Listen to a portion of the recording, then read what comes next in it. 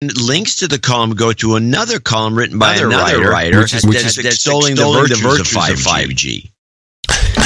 It's interesting. Your original column is on the Wayback Machine in the show notes.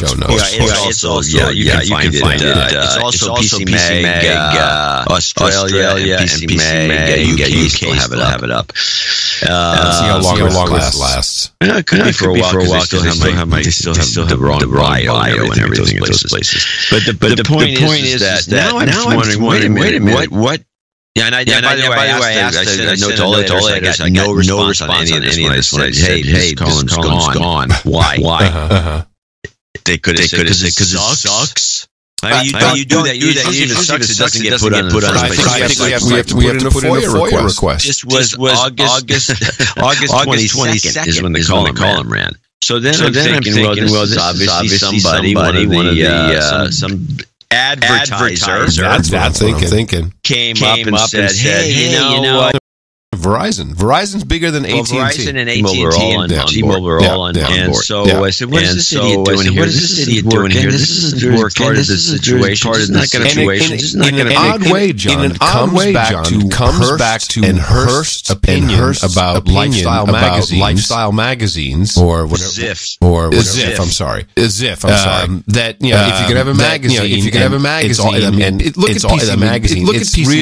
It's really more about phones than anything. There's a lot of phone stuff in there. They'll do a gaming board. Accelerator. There's not much accelerator. There's not much about PC. The big push is going to be 5G, and Verizon is rolling out their campaign now as we speak. So it's obvious. They can't have an opinion. They can't have an opinion. You can get rid of the column. You can get rid of this guy's Thorn. We'll fire him. We'll fire him. Yeah, we'll get rid of him. He's old anyway. I have to conclude.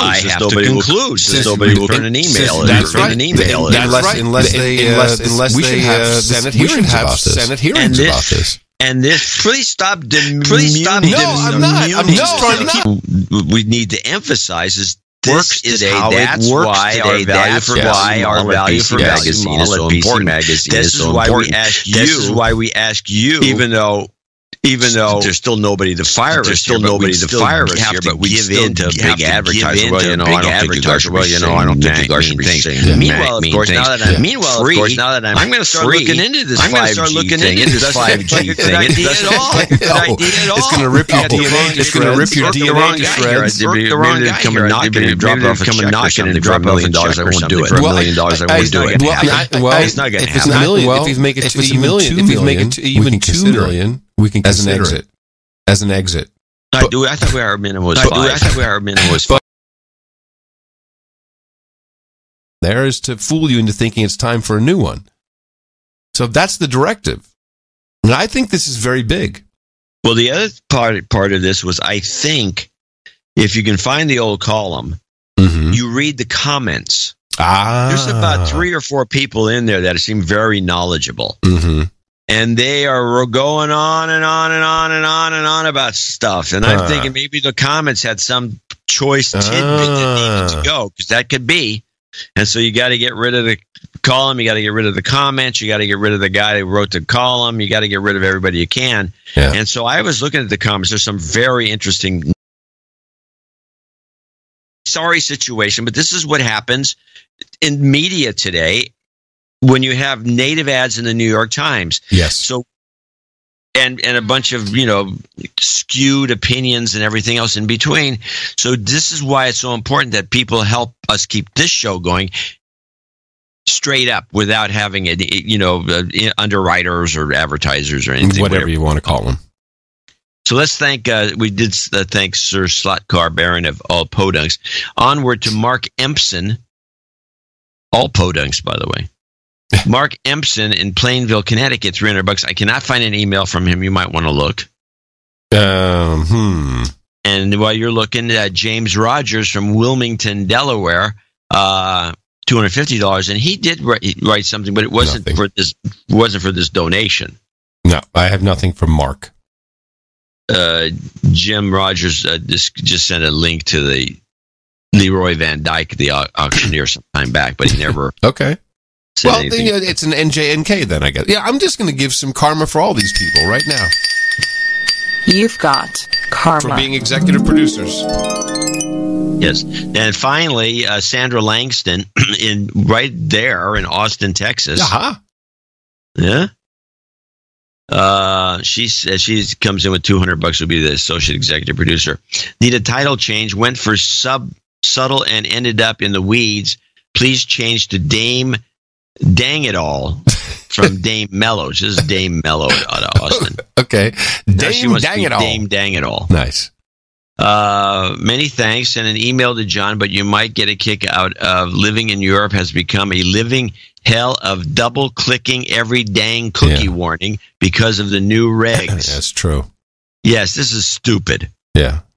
You got to accept cookies, or you got to click on this. Well, sometimes it's 2 or 3 clicks before you get to the content, and you know that at least on one of those clicks you're agreeing to everything the way it used to be. Yeah, of course. It's nothing different. Okay. But by the way, so if she's in Europe, living in Europe has become a living. Yes, she must be in Europe at the moment. Yeah, and that means we have the same thing here now. We have these click, click, click. Anyway, insult is added when the newsletter is redacted because of meme blocking. Well, that's interesting. Yeah, I'll see that when it happens. I don't think that'll happen. Meme blocking. Yeah, that's what are these people? That's the new European law. That's Section 10, and you can't have memes. Yes. Yeah. A picture with a caption is what we're referring to here. Yeah, it's some funny picture. It's no, that's all about the Google link tax. But they throw in some memes. Everyone's all upset about that. Like, oh, you won't be able to do memes. What? So, a note to Adam, she writes, here in the dark reaches of southern Italy, which is where she is, we have had, clears her throat, quite excellent internet for some time now, and running water. Oh, and goats. We can give her a goat karma for that. Yeah, I got that. You've got karma. And that'll be our associate executives and executive producers for show 1072. Yes, thank you. These are credits that are absolutely accepted everywhere if people are into credits. And then they are real. Executive producer, associate executive producer of the No Agenda Show, episode 1072, displayed proudly. And thank you very much for all of your courages for supporting us today. And we look forward to thanking more people, $50 and above in our second segment. And reminder that we have the show twice a week. Next one's on Sunday. You can support us there at Dvorak.org/NA. You come for the deconstruction, but you definitely stay for the stories. Pass it on. Our formula is this. We go out, we hit people in the mouth.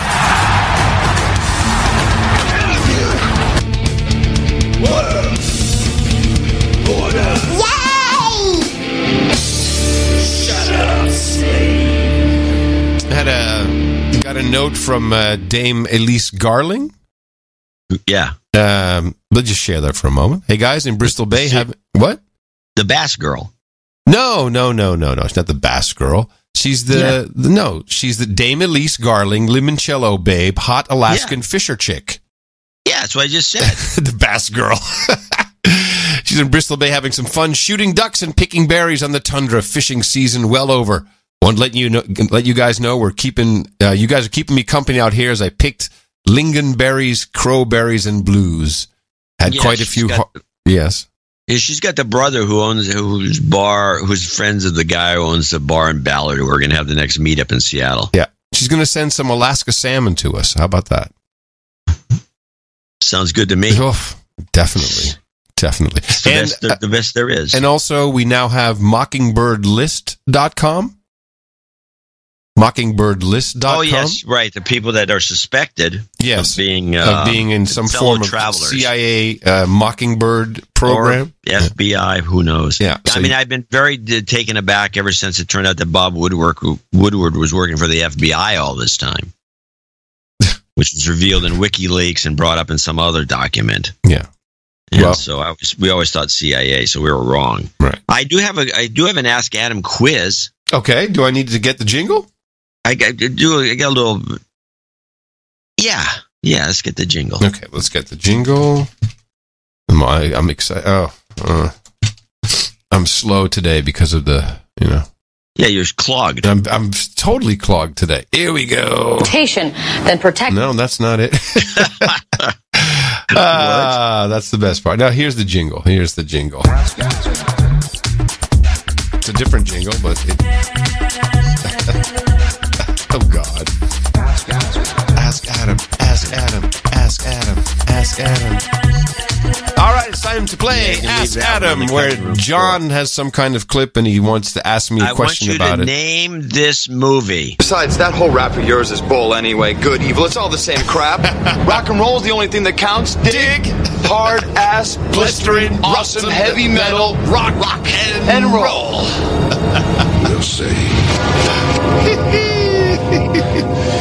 One of my favorites. That would not be a movie. That would be Swamp Thing with me and Rick Minetti from Magnum P.I., the other star of that episode. Did you see the whole thing? God, no. Oh, there's some good acting in there, man. Oh yeah. Who gave that? Wait. Who gave that to you? Who gave that to you? Jay? No, I found it. Oh, okay. Talk about good acting. There's new series are now out. And one of them, which they're brought, I don't know why Dick Wolf is doing this, but he's got one called FBI. Yeah, it's the reboot. Isn't it? Reboot. Well, it's kind of a reboot, but it's like really over dramatized, and it's got a lot of weird stuff in it. So I have 3 things that I clipped. It's very short clips, 20 seconds. Oops. Yeah. Wait. No, I'm sorry. I want you to play FBI show, this one, Genomic Phenotyping. I want you to listen very carefully to this. Ran it. Didn't match any DNA that we have on file. It's the best evidence we got and we can't use it? Hey, no, I didn't say that. You ever heard of genomic phenotyping? The Bureau is doing amazing work on it. It's a bioinformatics software that pulls genetic information from blood samples to generate a physical profile. And gives us what? A description of someone? Well, look, if you're lucky, you get a sketch. Can't wait from blood. We can see what someone looks like. That's great. Yeah. Wow. What bull crap. It says you didn't. FBI, man. They're not going to tell you everything. What do you know? So there's a vague reference to Godwin's law, and it was like somehow it went for Godwin's law, which says that every internet discussion always ends up with Hitler. With someone's Hitler, yeah. At the end. But no. No, they've rewritten it. Here it is. Before you guys started here, we got close to tying that attack to Robert Lawrence. Robert Lawrence. Why does that name sound familiar? Because you've seen him on TV. He's the guy they always put on when they want the alt-right to seem legit. Yeah, but if you listen closely to his dog whistles, the guy's a Nazi. Are you familiar with Godwin's law? It's the idea that the end point of any intellectual debate is one party calling the other a Nazi. I'm not a Nazi. You prefer white nationalist? Huh. So they're rewriting that. That's not what God. They rewrote it. No, we should probably look at. They used a dog whistle thing in there, which I thought was weird. And then the last clip. Hold on, can you just give me 1 second? I just want to get the actual definition of Godwin's law. Sure.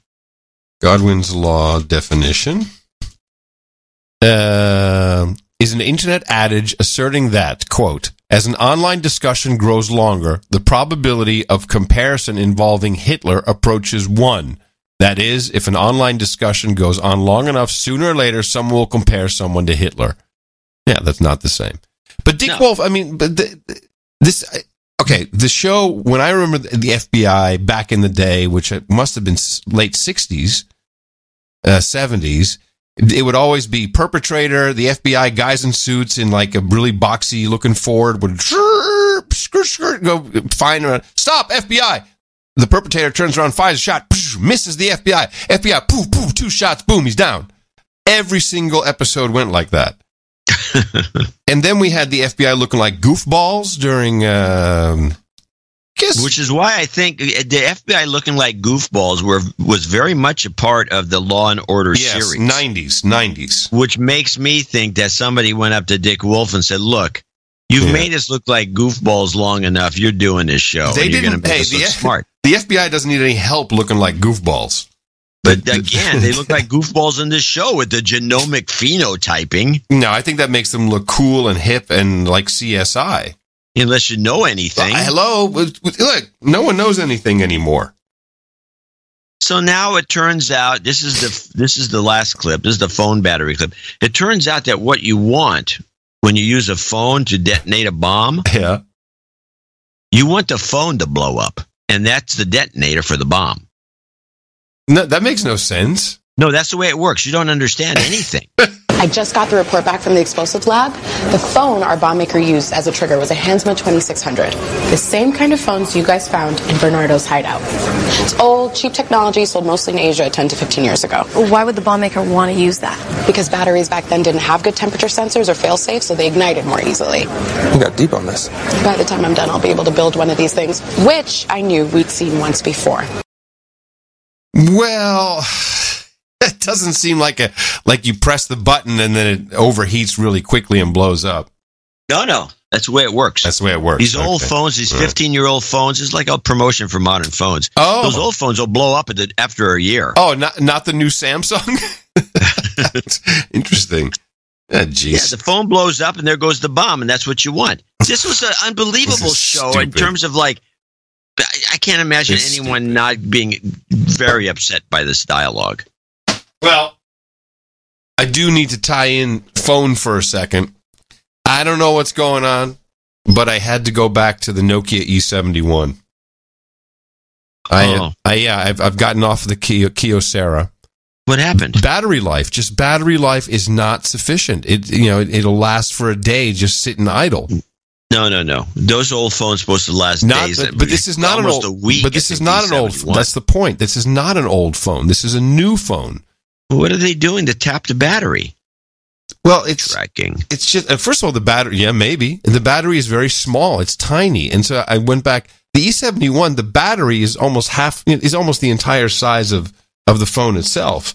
Yeah, it's huge. And I've had this on now for 48 hours, and I'm still at looks like about 70%. Yeah, which is what you want. And interestingly enough, even though it was 4G LTE with a modern HTML5 browser, using the Opera browser on the Nokia E71 is just faster. It's faster, and it's 3G. It's not 4G or anything like that. So the only problem, and the keyboard, I really miss the keyboard because everyone, predictive text. No, predictive text sucks because you can't switch. You can't throw in a Dutch word. I do all kinds of things. You can't do slang. It's just not handy. But the actual keyboard of the E71 is it's still the best phone, and there's much less spying because it's Symbian, which is dead. Well, open source actually. Anyone can go and build. I'd buy that, a 4G phone with Symbian. Anyway, well, it's a sad day. Sad day. That's not really a sad day. The E71 is just better. Yeah, but they don't make it anymore. No, I do have one more coming today, which is some other flip phone that was the first one with KaiOS before Google got into it. So it's very hard. I just want a phone that doesn't interrupt me, does phone call, text, and I just want a browser. I don't need email, anything, just a browser. That's all you need. It's all you need. And that and love. All right. I did find one of our producers sent me a clip. He's in North Carolina. He says, yes, the national news is not covering the poop. The pig poop. From the pigs. The pig poop, yes. The pig poop. And he said, but the NPR did have a story on. He sent me a copy of the story, which I have. And if you listen to carefully, it is a good discussion of pig poop with some guy that's the river guy. I don't know. And they leave one interesting fact or point of interest completely out of the story. I want to see if you can identify it. The flooding from Hurricane Florence washed over livestock farms. And when it did, and this will make some people cringe, the floodwater swept away many animals and their waste, all of which ended up in rivers such as the Cape Fear River. Kemp Burdett is the Cape Fear River Keeper, a position he was given by an environmental nonprofit group, and he's on the line. Good morning. Good morning, Steve. What have you seen as you've toured the area? I flew yesterday in a small plane over parts of the Cape Fear watershed, and widespread damage, widespread flooding. Floodwaters are still rising in some areas. I saw numerous swine lagoons that had been completely inundated and overtopped by floodwaters. I saw 2 lagoons that had failed altogether and emptied their contents entirely into floodwaters. Swine lagoons, we're talking about giant pits of animal waste. Is that right? Exactly. Estimates are that these 2 lagoons held about 7 million gallons of untreated swine feces, and when they emptied their contents into waterways that were flooded, of course, those flooded waters are going to move downstream across the communities that are flooded there as well. Okay, you're going to need to help me. This report goes on, and right to the end, it talks about the dangers of this poop in the water and people wandering around back to their house are going to be contaminated forever. Right. It goes on and on and on. And it's a mess. There's not one mention of the stink. Huh. Throughout the entire report, nobody says, this stinks. This stinks to high heaven. That's interesting, yeah. I don't know why. And this guy, Riverkeeper, that was assigned this title by some non-profit. So I guess we can start assigning titles to people like Riverkeeper? Yeah. We have the keeper. Yeah, you have the keeper, but she's not. It's a different use of the word keeper. Yes. You mean like we have knights and dames, and we do have some of this, you know? Yeah, we have some, but we don't have these. We don't have more spiritual ones. Yeah. Oh, yeah. Like okay. Riverkeeper. Well, we can install a new Riverkeeper level. We could. I don't know where it would go, how it would work. I don't know either. But if someone wants to be Riverkeeper, I'm okay with that. But anyway, so the poop is everywhere, and it's like it's contaminating the whole state. But they never mentioned that any smell. Pig poop stinks. It does. Stinks. I mean, I've been around farms. It does. But maybe no. I don't know. I don't know. Our producer didn't mention any of that in his note about the stench. No, actually, he didn't. It's funny. See? He didn't mention anything. Well, we'll find out now.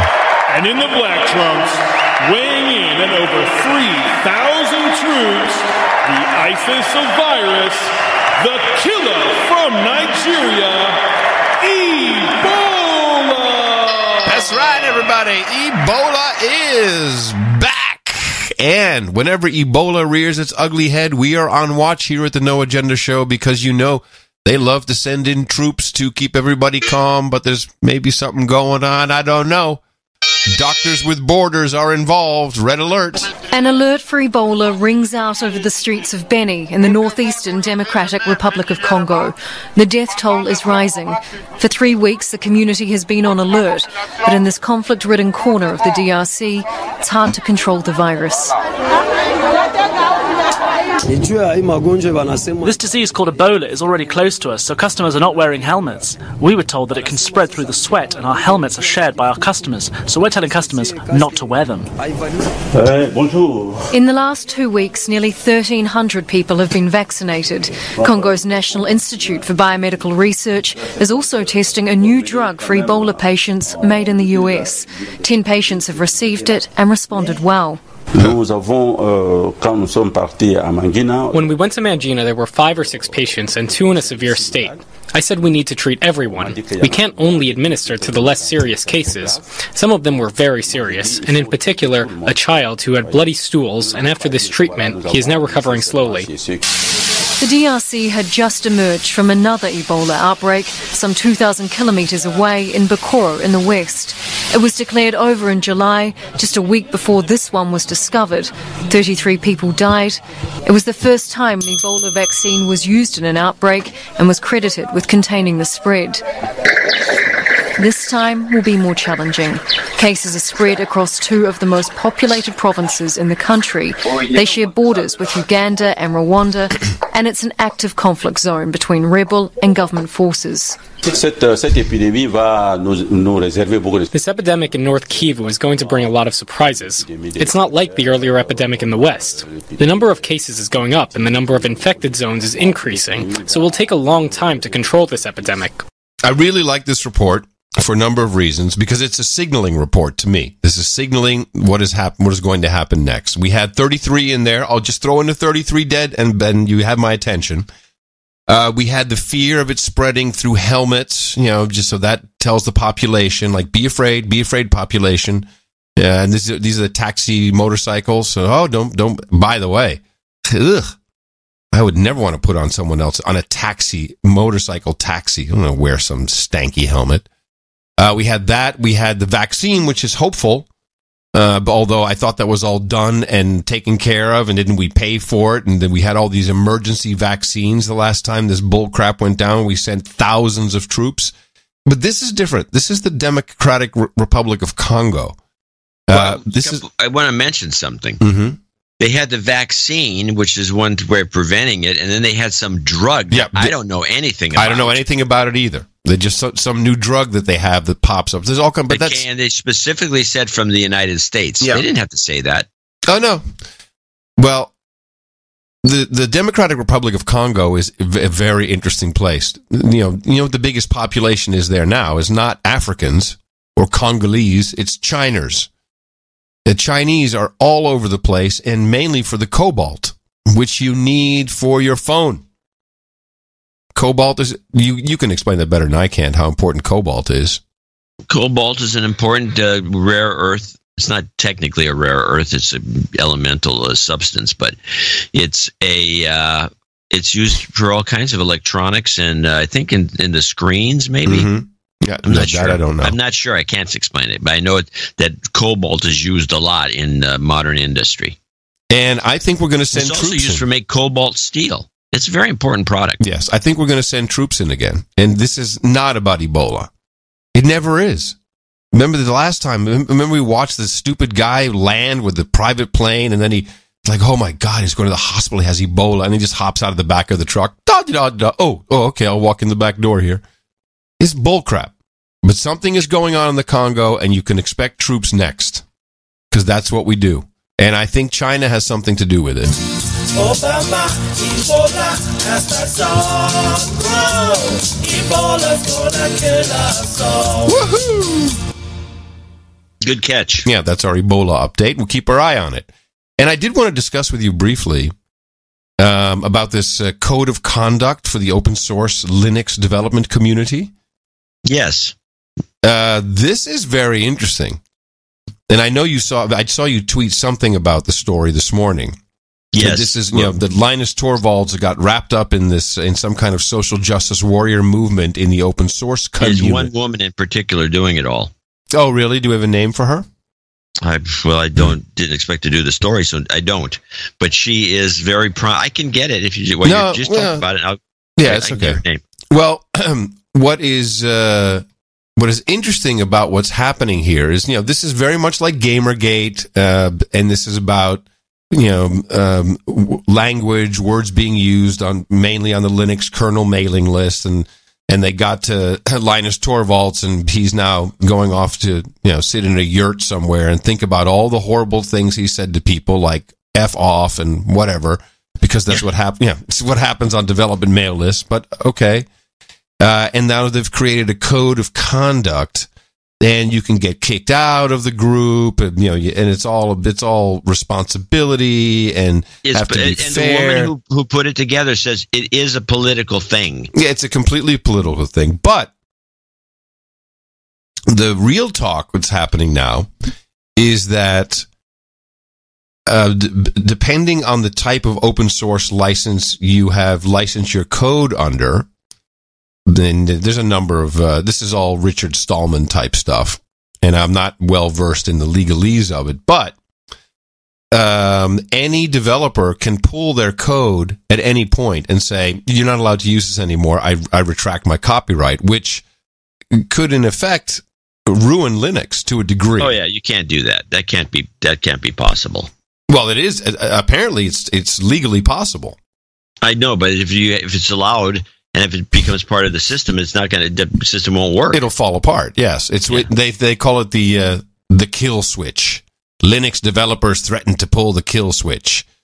But this is a very important fight that's going on, and it's No one should be online, really. We shouldn't have conversations online. We don't know how to do it. We're not prepared for this stuff. So I don't know where it's going to go, but I can see some people in a huff pulling their code. I can see that happening. Yeah, I can too. Well, whatever the case, once Torvalds is out, that's pretty much the end of it, the way I see it. Because and it's this woman and her cadre were extremely political. They are not going to. They just ruined the whole thing. And of course, that it kind of ties in nicely with a story done by some guy who's kicked out of some high school, some character, some athletic director, for saying the words, "Oh, girls ruin everything." Yeah, you can't say that. And so that was the no, you can't talk like that.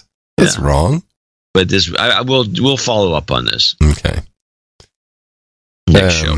Let me see. What else do we have here? Well, I've got there was a thing done on PBS has got a new thing. It's plastic, and I got 2 clips that I want to play. One is the intro to the series that's going to be on PBS NewsHour. It's going to go on for a few weeks about plastics. And just listen to this. It's kind of a harem scarum, kind of a great opening. This is the plastics intro. Waves of plastic are washing ashore. This beach in the Dominican Republic is inundated every day. This stretch of sand on Australia's Christmas Island is swamped by debris. Plastic is clogging landfills from Thailand to Kenya. Why? Plastic is virtually indestructible, and it doesn't break down easily. But there are also so many different types of plastic, it can be hard or in some cases impossible to recycle. And yet around the world, our appetite for plastic keeps on growing. More than 9 billion metric tons of plastic have been produced since 1950, the weight equivalent of 27,000 Empire State Buildings or more than 1 billion elephants. Now, did this all stem from that one turtle with the straw up his nose? Has that led to this series? I'm guessing yes. Wow. And I'm guessing the glass industry is behind it, but that's the next question is, who's going to win in this? Who's going to replace the straw? The race for the straw. But my favorite is the teaser they use for this series. I want you to listen carefully to this guy they bring on to make some comment about this problem and listen carefully to what he has to say. Plus, we kick off a new series, The Plastic Problem, as discarded bottles and bags threaten the health of humans, animals, and the environment. Even if we stop today to use plastic, if we stop now, this plastic that is out there, still we're going to have to deal with it for the next hundreds of thousands of years maybe, because it's not going to go away. Well, then why do the series? Wait a minute, let's get this straight. How long has humankind, I mean, we're looking at, 2,000 years since the birth of Christ, maybe 30,000 years. Plastic, hundreds of thousands of years. Since the Chinese society was formed. But no, hundreds, not 100, but hundreds of thousands of years it's going to take us to clean up this mess. And yes, it does bring the point up, like, well, why bother? Hundreds of thousands. Well, who's this guy? Who are these people kidding with this bull crap? Yeah. It didn't take hundreds of thousands of years to put it there. I want to know who's behind it, because this will come to light. I'm guessing the glass industry. That would be the ones that make sense. For glass straws? No, they don't care about the straws. They care about the bottles and the packaging. Yeah. You don't want plastic. It's going to kill everyone. Anyway. Hey, did you see the class action lawsuit against Facebook? No. I'm sure you saw this. Oh, yeah, I think I did. Yes, content moderator is suing Facebook. Class action, though. It's a class action, which makes it more interesting. That means there's a lot of them. There can be, yes. Says her job gave her PTSD. This is the artificial intelligence that FaceBag is using. And I have in the show notes, I have their entire list of things that you have to look out for and how you moderate. It's really quite extensive. 200 pages. Let's see. Selena Scola. If this stuff, by the way, says if they're finding all this sort of thing, child porn and all these are posted by people. Yes. That they're going. Why don't they go arrest these people? Oh, they're not going to. They can't start doing that. They'll be doing it all day. So what? Yeah. There's also beheadings. There's all kinds of horrible things. Here's Selena Scola. There are videos and other things people try to post, and then these people have to watch this stuff. They get sick. Which is exactly what the people in Austin are doing. They ship them all here so that they can be here and just be sick watching this horrible stuff. But the fact that these companies, first of all, let's just face it, they don't have artificial intelligence. Yes, these content moderators, the choices they make are training some algorithms, I'm sure. I'm sure that some of that works. I'm sure it doesn't. Some of it, some things can be early flagging, but no, not really. It's all a pipe dream. They're going to go out of business. Google is now doing this too. I don't understand. You cannot do this forever. You're going to go out of business if you think that you can stop all of this with human beings. It's just, you can't have a one-on-one. Someone uploads, someone watches. It just can't work that way. It's too much work. It's way too much work. But when you look at this, when you look at the community standards document, anyway, so this woman is suing for being exposed to highly toxic, unsafe, and injurious content during her employment as a content moderator at Facebook. Although Facebook is probably smart, they hire these other companies, they contract it out, which on one hand is smart because they shift a little bit of that responsibility away from the corporate structure itself. On the other hand, these people are going to be poorly trained. And you're going to get this kind of stuff where people just can't handle it and they screw it and they sue Facebook. I think it's all coming apart at the seams. It really is. And now you have... Well, the whole thing was a bit idealistic. Facebook? Yeah. Well, the thing is, billion-dollar companies don't go away overnight, but they do. It didn't take MySpace very long to fold. That went pretty quick. It feels like. I mean, still there. You know what I mean. You still have a profile on MySpace? No, I never had a profile on MySpace. But you know what I mean. They fall. I mean, it goes back to GeoCities, John. We saw that. We saw how fast it could fold. Remember Alta Vista? Yeah. That was the shit. Oh my God, Alta Vista. AV.com. They shortened it. AV.com. Don't even have to type Alta Vista anymore. And then came Google. Boom. Alta Vista was gone. It can end. And it's going to end on a monetary note if they continue to try and moderate every single piece of content that people upload.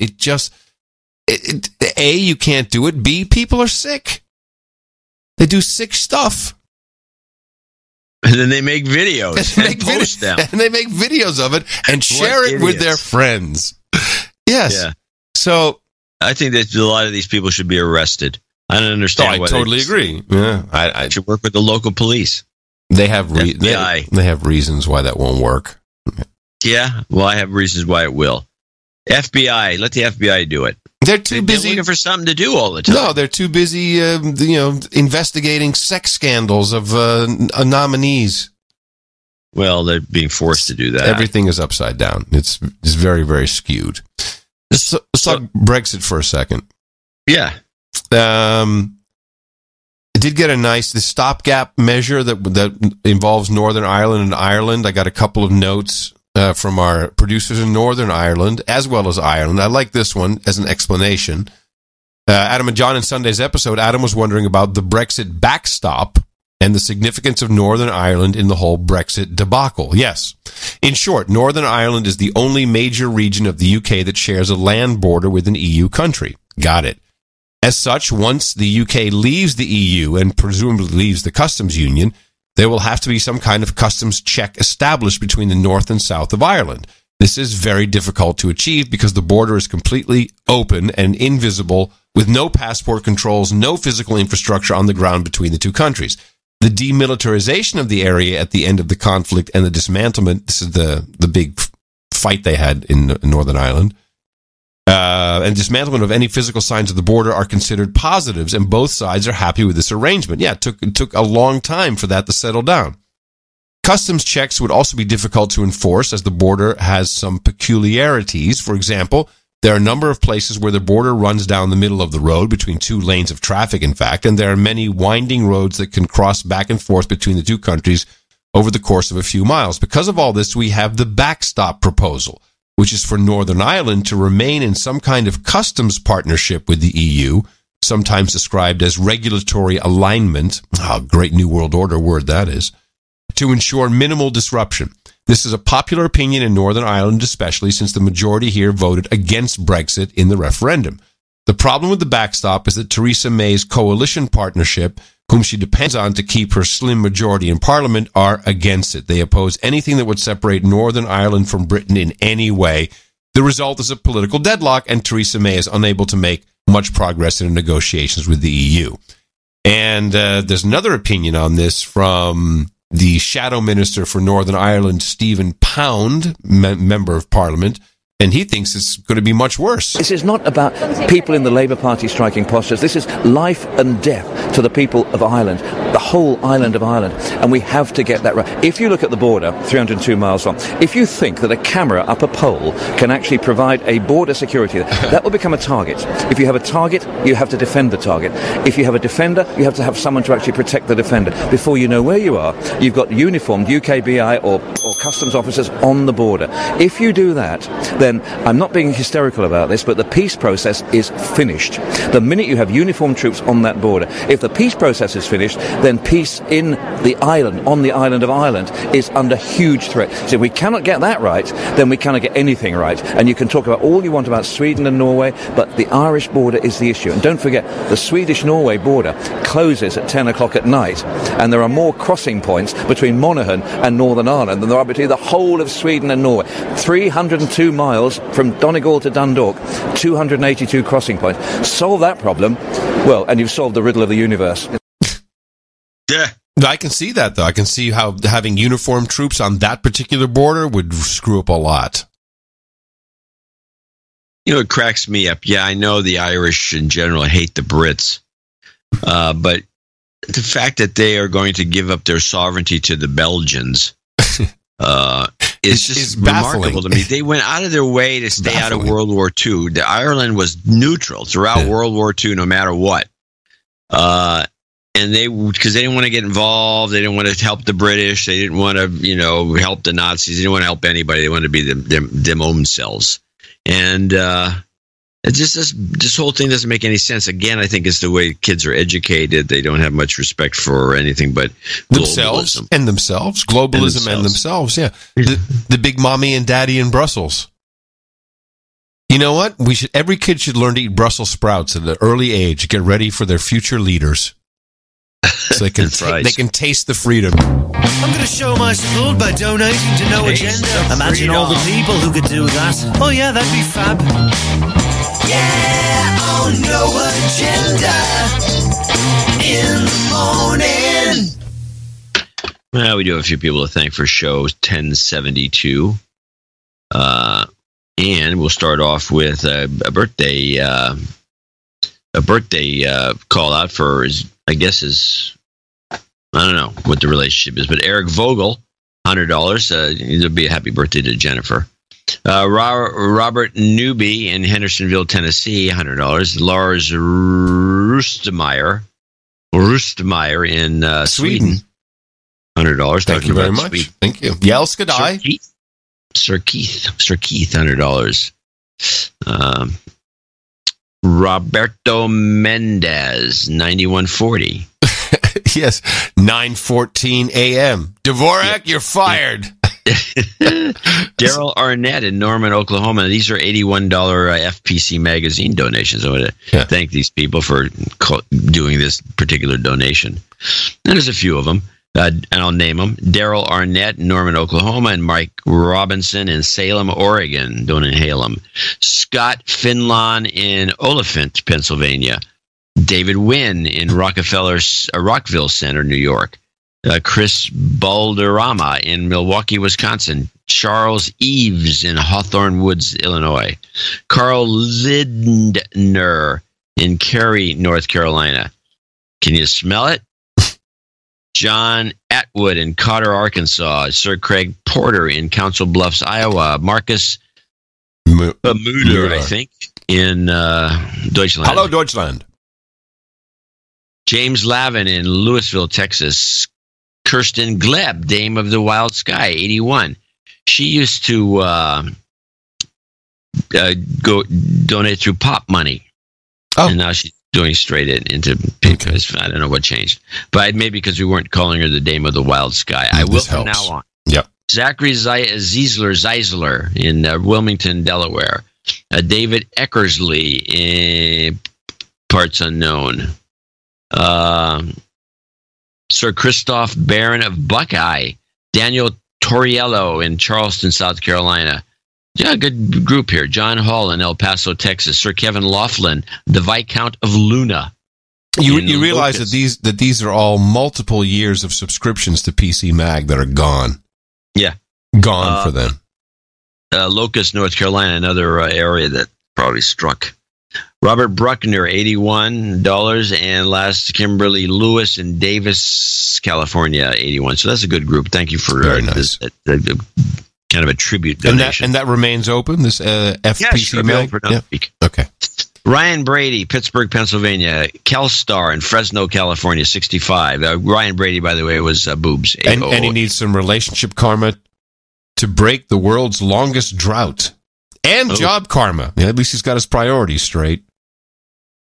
Kelstar in Fresno, 65. Anthony Rodriguez in Tucson, Arizona, 5510. Michael Robinson, 5433. Chris Worth, Aurora, California, or Colorado, 5280. Scott Giacomin in Satellite Beach, Florida. He does have a note with as a call out. My name is Scott. My first donor, I need a de-douching. You've been de-douched. Also, please call out my douchebag brother, Ryan. Douchebag. He introduced me to the show, but hasn't donated. I hate it when that happens. At the end. Yeah. He also wants to go on the record saying Tesla will succeed. Maybe, but not with sure. Musk. Hey, here's a question. Why can't the super Elon Musk, why can't he accomplish what NASA accomplished 50 years ago? It's by going to the moon. Is it so hard?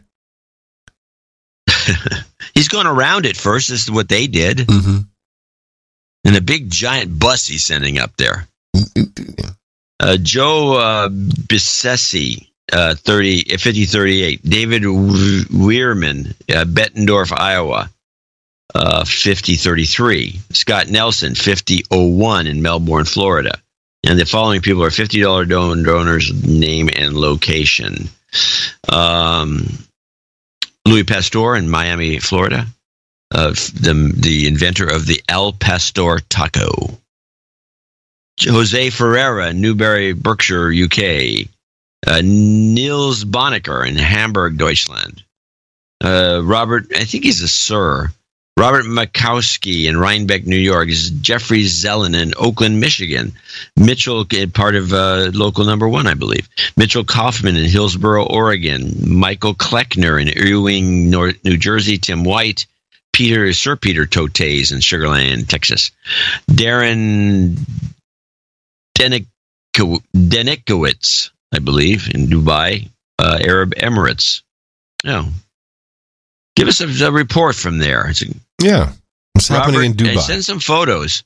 Robert Drykeson in Oshkosh, Wisconsin. Kenneth Lindbergh in Miami, Florida. Sir Lucas of the Lost Bits.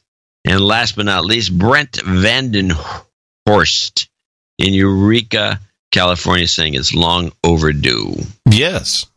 Well, a good list once again. Thank you for supporting your value network, known as the No Agenda Show. Value for value is how it works.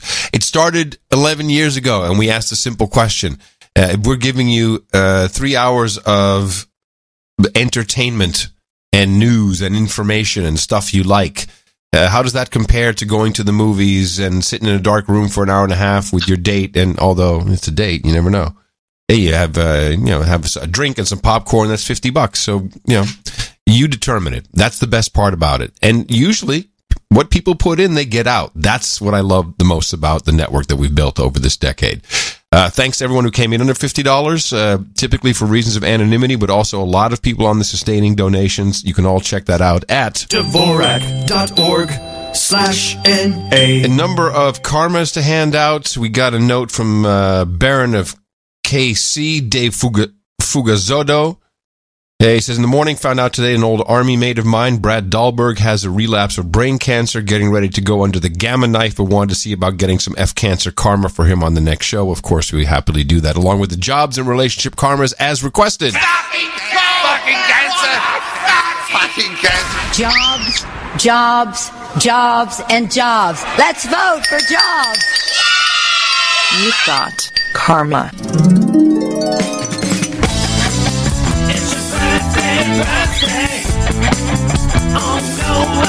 And here is your list for today. It is the 27th of September, 2018. Very short. Eric Vogel says happy birthday to Jennifer Christ as she will be celebrating on the 29th. Happy birthday from everybody here at the best podcast in the universe.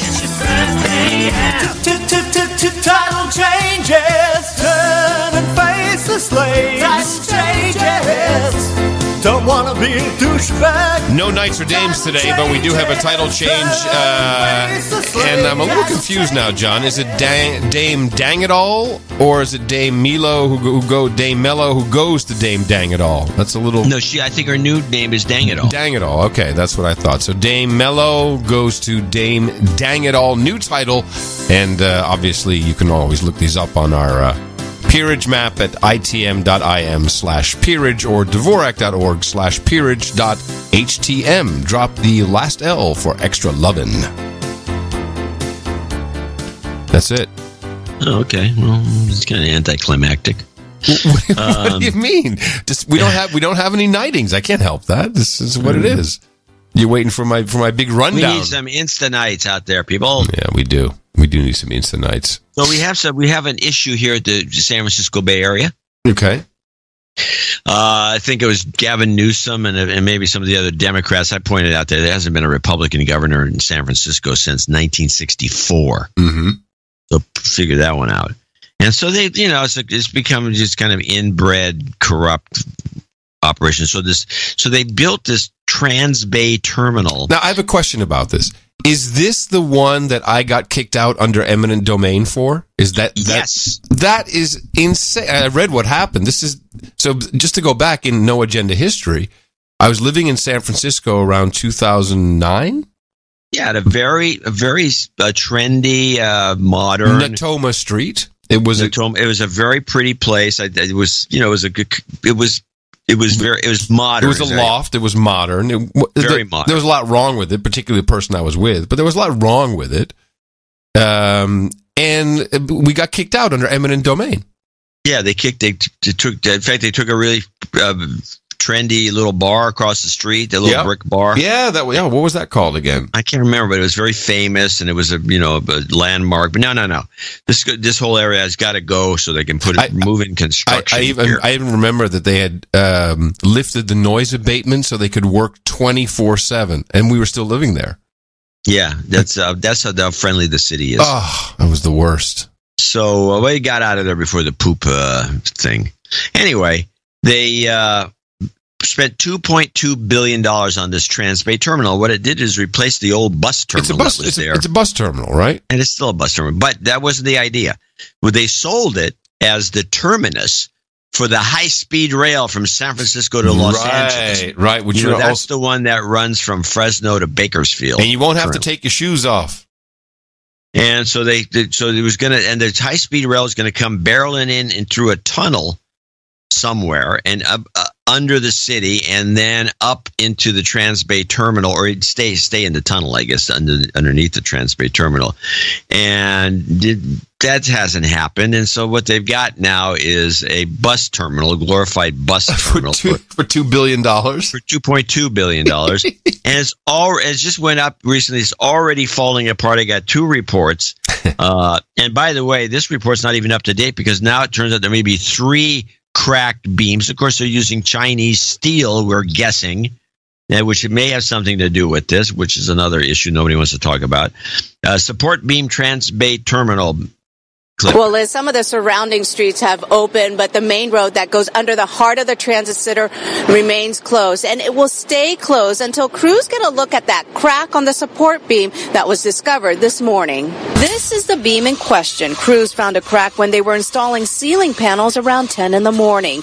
The beam supports the roof garden above the third-level bus deck. Workers tonight were also inspecting a second beam in the cordoned-off area.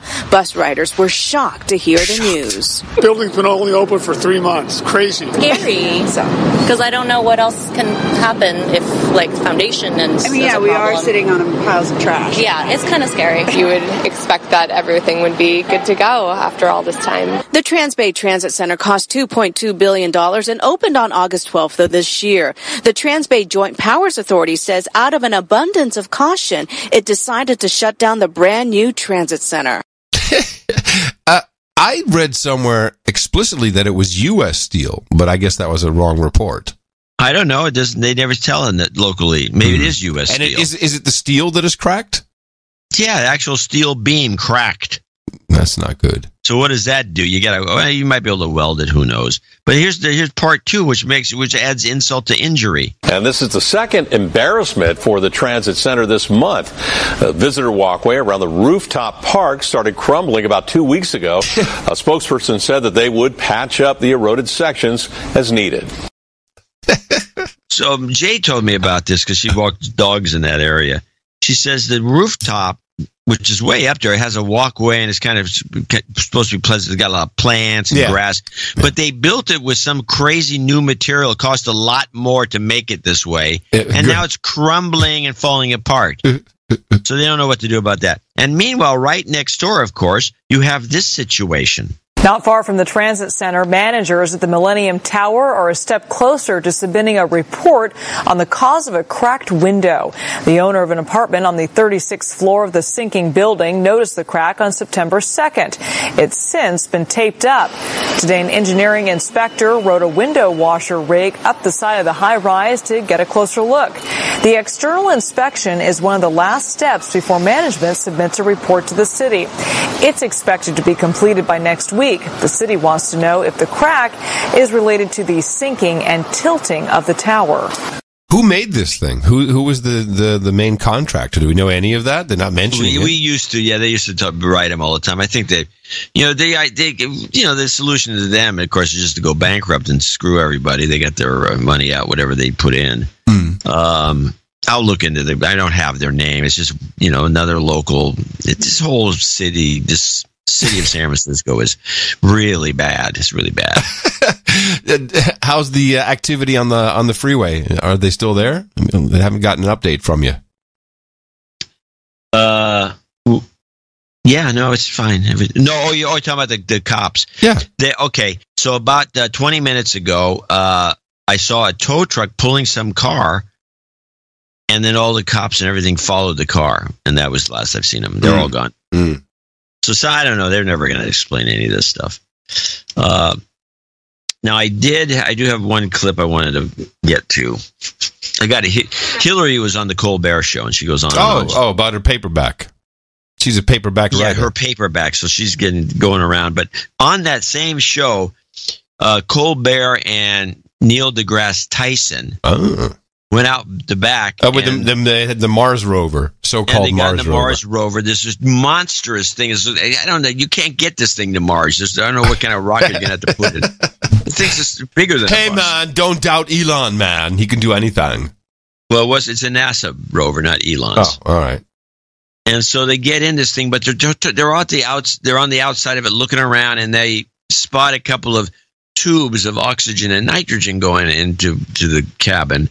And then I hear this commentary, which really makes me wonder if Neil deGrasse Tyson is a phony. You've got there's an afterword in here. There's a new afterword here, and it's democracy. Well, I'm sorry, that's the wrong one.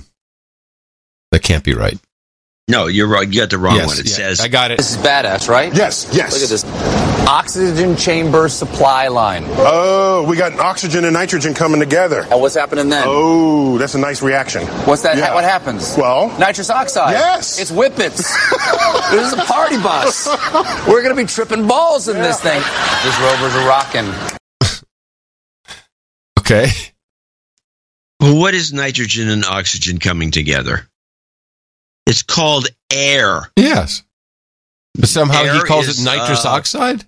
A 78% nitrogen and about 21% oxygen.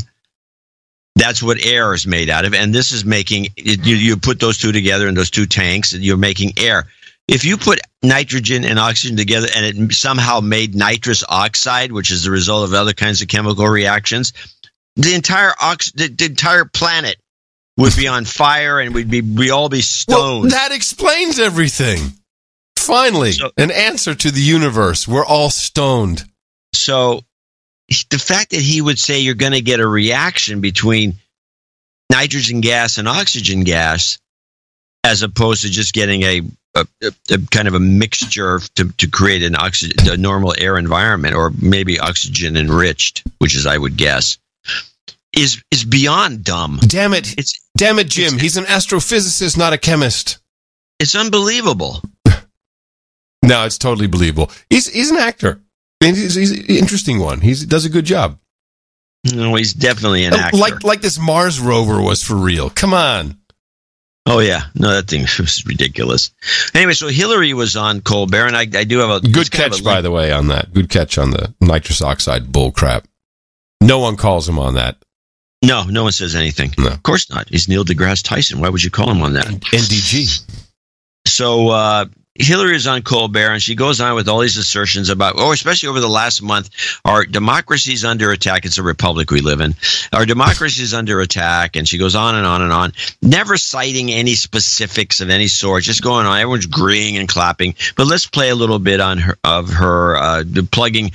She's not really plugging the book because the book's been out. She's plugging the paperback version, which has a new little mini chapter in the back, which is an afterword. She's added some new nasty stuff. You've got there's an afterword in here. There's a new afterword here, and it's democracy in crisis. Yes. Under Trump. Yes. Is that a fancy way of saying "I told you so"? Because you'd be allowed to say "I told you so." I really want people to take it seriously, regardless of who you voted for, whether you even voted, and think about why our democracy is in crisis. And I don't use the word lightly. I really regret using the word because I wish it weren't the case. But what we've seen in the last months in so many ways is degrading the rule of law, delegitimizing our elections, attacking your favorite subject, truth and reason, spreading corruption, undermining our national unity. Each alone is a threat, but you put it all together, and it really is a crisis to who we are as a nation. When you compare our situation right now, in some ways, to Watergate, and you know that of which you speak because you were a lawyer working for, was this the Judiciary Committee? Yes. Judiciary Committee. There you are right there. Didn't she get kicked off of that? I think so. It's one of the dorkiest pictures you've ever seen. Yeah, I think she got kicked off of that for some reason. 1974, bringing the impeachment charges against President Nixon in the Judiciary Committee hearing room at the U.S. Capitol. What are the similarities between Donald Trump and Richard Nixon? Richard Nixon was a very accomplished politician. Yes, he was. He was a veteran of the everybody's a big Nixon fan now. Isn't that interesting? War. He had many accomplishments to be proud of. Great guy. And did a lot of good things. President. Great. Super, started the Environmental Protection Agency, something that people might not know or remember. Lowered the voting age. Yes, lowered the voting age. Could never be nominated as a Republican, maybe not even as a Democrat at this point. You're probably right about that. But yeah, you're probably right. But he's dead. He had a real obsession with trying to go after his opponents and trying to, really consolidate his power. And he had people around him in the White House who enabled that. Yeah, and let's not forget that uncoupling from gold, moving off the gold standard. He did some great things. And he got himself into real trouble. And I don't think we can make a comparison yet because there was a very thorough investigation of President Nixon at the time that I was part of. And it drew conclusions so that even Republican members in the Congress understood that they had to take action. And we're not at that point yet with this president. I think she was disbarred. Yeah, this could be a Republican conspiracy theory. Here we go. Cato Institute, and we'll just take that. Was Hillary Clinton fired from the Nixon impeachment inquiry? Washington Post fact-checker Glenn Kessler gives a maximum 4 Pinocchios to the claim that Hillary Clinton was fired during the Watergate inquiry. Okay, so maybe well, then she wasn't. No, I guess not. It's WAPO, man. WAPO. WAPO's right. WAPO's always right. Huh. Well, you think she's still going to run? Yes. There's no one else. It's just, it's actually someone sent me a little gotcha that we didn't catch on the Michael Moore interview on. Although I heard it and I just didn't register.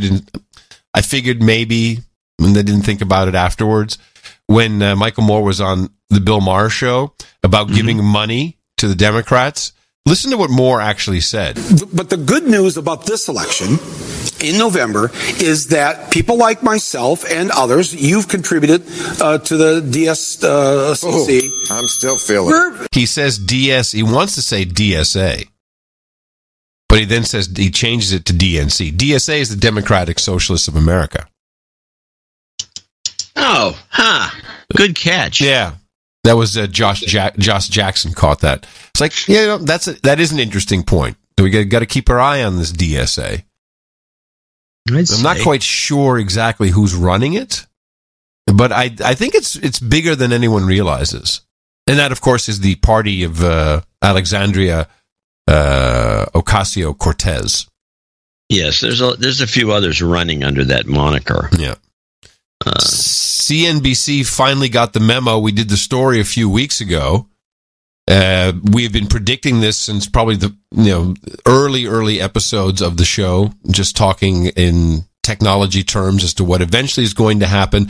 We thought it would happen with auto insurance first, and it did kind of, if you look at what Progressive is doing with putting black boxes and monitors in your car to make sure you're a safe driver and to give you all kinds of benefits and premiums for being a safe driver and letting them track you.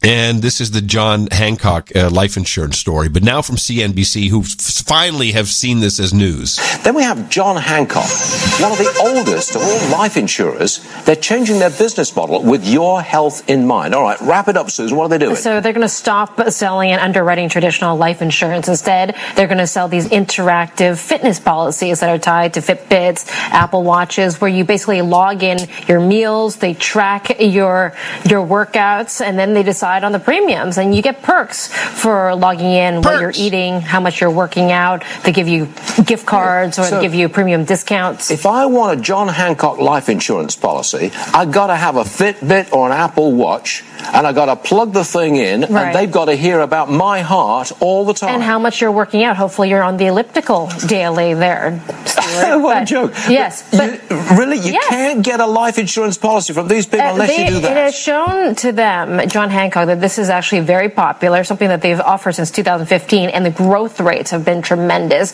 because a lot of people are having more wearables. Everyone's looking at the new Apple Watch. Well, but it is controversial because there's privacy issues, and they're going to select the most popular, most profitable customers. I don't care. And reduce you keep risk. the premiums down, and I'm signing up. That's simple. That's what they want to hear. Are we done with this? Yes, we are. Wow. All in, baby. Give me the premium, lower that, and I'll wear whatever you want me to. Slaves. It's unbelievable. That is very slavish. Slaves. Slaves to an insurance company. And this is the stuff that worries me about, Professor Ted's premonition. This is the stuff that's happening. It was hard enough for me to get health insurance just being an old white dude without a job. They don't look very favorably on me. And it's like, oh, well, this guy's probably not so insurable. We don't be careful with him. Former smoker, all this stuff. So now that I'm going to have to, if I don't wear something, and they may just say, well, then, we're not going to insure you at all. I mean, who's going to win in that situation?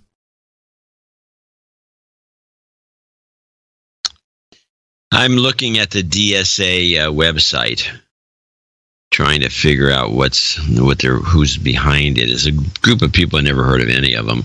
They seem to be. I think the orientation. It looks like they stem from public service workers, and I'm guessing the classics, the SEIU and right. AFSCME. How about the Workers' Party? No, I don't see too much of that. Not the Workers' Party. So it seems like people actually work for a living. I caught an interesting. And a lot of teachers, I'd say teachers are it's coming from today's current modern teachers. Oh, so the teachers union. Well, they also did Occupy. A lot. Well, it's great. Fantastic. This is from the House of Commons. There was a debate about anti-Semitism being on the rise in the UK. I've seen this.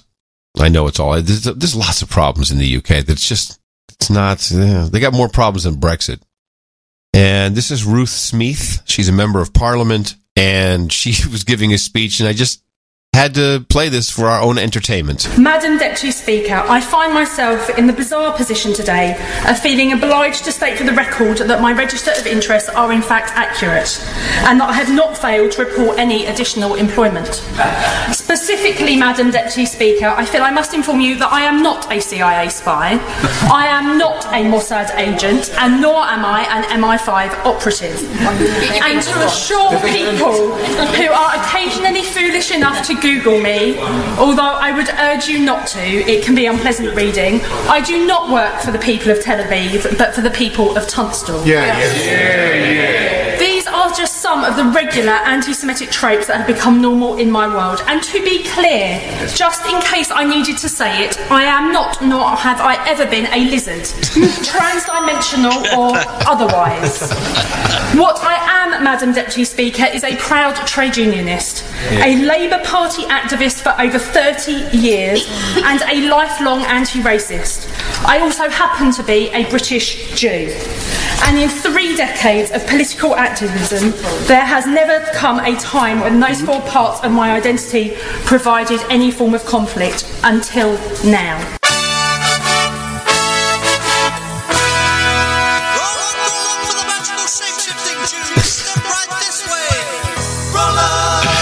Gives me an excuse to play this one. I thought it was only in America that we had anti-Semitism like that, but no, the Brits have it too. It's very subject to it. Yeah. I like the line though where she says, "I am not now or never have been a lizard."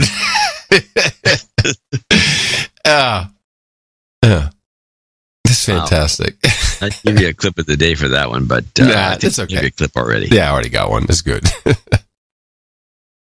All right, I have a couple of things left.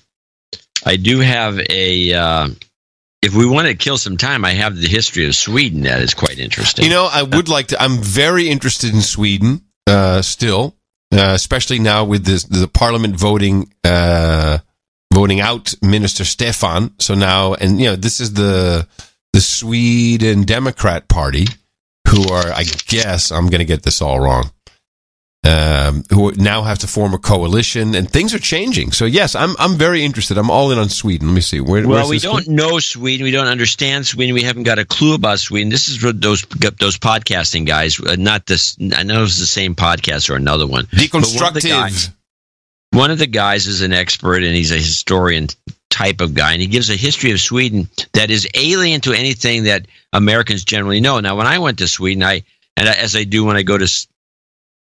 Or I used to, when I went to extremely countries that are extremely different culturally, I'd always read a cultural anthropology book about the people, so I wouldn't, so I could I'd be observing the correct things normally, and I would be acting properly.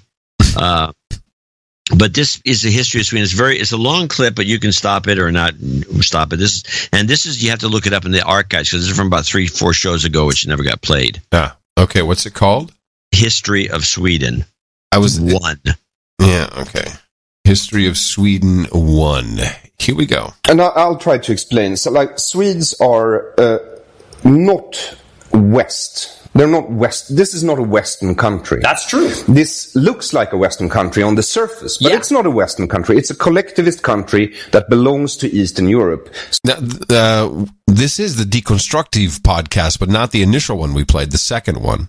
Yeah. Okay. Sweden and Norway is not a part of the continent as much as they are sort of a peninsula that grows out of Siberia. Right. And you mean traditionally and culturally, we're not a part of Western Europe. Yes. We are part of the East. We were the Danes and the Norwegian Vikings faced west, and they become more individualist, and they came into the pale of the Anglo-Saxon world. But Sweden was boxed in with the Baltic, so we were facing east. And a lot of the trade routes from Constantinople went up the rivers from Constantinople into deep inland Russia. Volga. Yes, for instance. And then the Rus, who founded Russia, they had an empire there, and they used the Vikings' trade route to trade with north of Europe. And that was the first golden age of Sweden. Right. The trade routes of... I'm glad you pulled this clip, because I think we're in Luzerne, and I listened to this particular episode, and I found it very informative. Yes, it's very educational. Because when you think of Sweden, you don't get much further than ABBA. Yeah, and Blondes. Yeah, IKEA.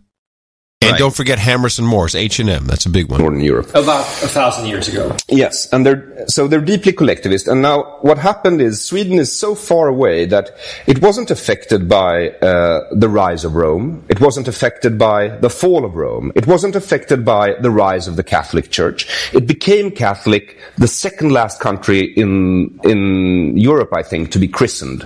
Bunch of heathens. Wow, is that true? Yes, after Latvia. Right. So Sweden got Christian around 1100s, and it only held for a few hundred years, and never really. And we belonged to the pale of the Roman Catholic Church, but we weren't really in the pale, so we weren't really affected by that as much either. Right. What really formed Sweden was Martin Luther, the Reformation, the Protestant Reformation in the Christian Church, because Gustav Vasa, who was the first true monarch of the first time Sweden was a unified country, he saw before any other monarchs in the world what he could do with Martin Luther's theses. What he did was he took it as a chance to get rid of the church, the Roman Catholic Church, but also as a way to better control his subjects. Because what he did was he took the Protestant Reformation, he applied it to Sweden, which made all the churches his, instead of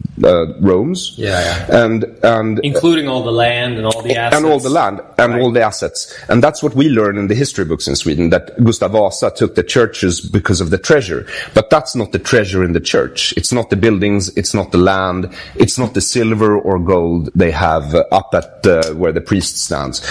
The altar. Right. So what did he want from the church? He wanted names. The names? Yes, because the priests were the only ones who knew how many people lived in the country. They had the names church books. They had the names of everyone who was born, everyone who was married, everyone who died. And it's just like the Mormons having all the records for a different purpose. Well, sure. All the bastards. And all the bastards. And if you have the names of people, that is when taxation becomes a real possibility. Oh, I see. So that is the treasure of the church, the names. Right. And he used the church to construct the oldest and greatest bureaucracy the world has ever seen. True. And he made the churches not into Christian houses of worship as much as he made them into schools for Swedishness. Right. And he had a program of isolation that he had planned would last forever, because Sweden didn't have to fight if it didn't want to. We were too isolated. All right. So from that point, what you're saying is, from that point, the churches in Sweden became a bureaucratic hubs, sort of? So he can start to tax people in a more effective way. Yes, Gustav Vasa was a brilliant administrator. What he did was he took control of Sweden. He took the nobility. We had a very weak nobility compared to the rest of the world at that time, and he made them his first bureaucrats. All right. So he used the nobility, and then he used the priests, and he melded these together into like some sort of bureaucratic seed. Right. And this created a tradition in Sweden of a monolithic state with an authoritarian state with one monarch at the top, and it's a very collectivist culture. Right, but not communism. No, but sort of. No, communism. Not sort of. I mean, if you have an egalitarian collectivist collective, then egalitarians want everyone to be as much alike one another as possible. Yeah. Wow, man. Yeah, egalitarian. Yeah, and that's one of the things I learned in the anthropology. Which is what I accounted for the reason Sweden could do such good business with the Japanese, is that they both had, even though it was structured slightly different, the Swedes are very flat structured organizations where the secretaries is likely to get coffee for the bosses the other way around. Mm-hmm. Oh, I'm sorry, the boss is more likely to get coffee for the secretary than the other way around that we expect here. Mm-hmm. Is this egalitarian thing. And that's why they have there's this saying in both Sweden and Japan, which is that if the nail that's sticking up is the one that gets pounded down by the hammer. They say that in Holland too. Yeah, I think Holland has some of that going on too. But in Holland they always say that's the Calvinistic. Yeah, that would be word. Yeah, I think there's a model there that comes from Calvinism. Mm-hmm. But this egalitarianism is a key to the whole thing, and I just wonder how that works out with all these immigrants that they got in Sweden. Raping their women. It's like, well, what are we going to do? I don't know. It's guys, I think they may be short-circuited here with this. Yeah, they're like their brains are in irons. They don't know what to do. They can't go left, can't go right. It's their brain freeze.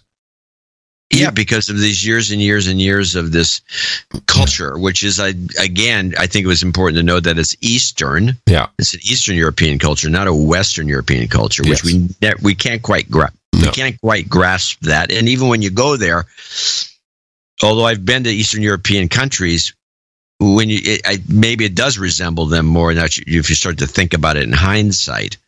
But yeah, it's very fascinating. I thought it was a good little piece the guy did. I love the history, and I liked the second time I heard this, I like it a lot because you just you don't even think about these things. All we know is sweet Viking something, Norway, Scandinavia, something up there. Blondes. That's right. Okay, last clip from me. Israeli spy software Pegasus. Israeli surveillance software tool capable of accessing microphones, cameras and other data has been tracked to 45 countries around the world. Researchers think the tool, designed to track criminals, is being misused by governments to snoop on innocent civilians. I'm here in Herzliya, just north of the Israeli city of Tel Aviv, and this building is home to an Israeli company called NSO Group, which develops and sells one of the most invasive spywares in the world. The software is called Pegasus, and it doesn't matter whether you're an iOS or Android person, your phone could become a target. This is how Pegasus works. The target receives a text message with a special link. One click on it and the spyware is secretly downloaded to your smartphone. From then on, all your private data, personal messages, passwords, just about everything is being sent back to the operator. So who are the targets? According to NSO Group, its software is designed to track criminals.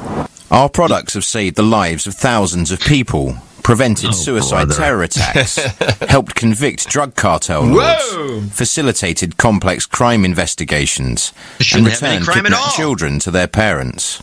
But internet researchers from Citizen Lab embarked on a hunt for Pegasus, and according to them, it does not serve only a good cause. Instead, it may be breaching innocent people's privacies and some countries' laws against cross-border hackers. Citizen Lab tracked the malware in as many as 45 countries, among them 6 states with a history of abusing spyware to target civilian society. Now, what? Where did this story come from? Oh, RT, of course. RT. Oh. Yeah. did you have? You know how to what? That's a very interesting story that needs to be. I have to look into this. I haven't heard anyone talk about it. I kind of heard about it, but I didn't hear anybody do a report. Obviously, for the same reason I couldn't get my 5G thing stayed on. Yeah, exactly. I have one last clip that I think finishes the show nicely. All right. Now, this is about the new poll giving Beto, or whatever his name is, a 2-point lead over Cruz. Shocking. So shocking. They bring in a chatterbox, and they try. This is one of these CBSN, I believe, or one of these online. Hold on. On CBSN, there's a YouTube video for an hour and a half. They had their camera on the White House because they thought Rod Rosenstein would walk out. And they just kept going back to this shot was up the whole time. It's almost like Andy Warhol is directing this place. He's just like, any minute now will come out. Well, anyway, so this is a Texas poll clip, and I think you'll get a kick out of it. I did edit it, by the way, for brevity. Reuters poll gives Democratic Congressman Beto O'Rourke a 2-point advantage over Republican Senator Ted Cruz. President Trump has said he plans to hold a major rally for Cruz in Texas in October.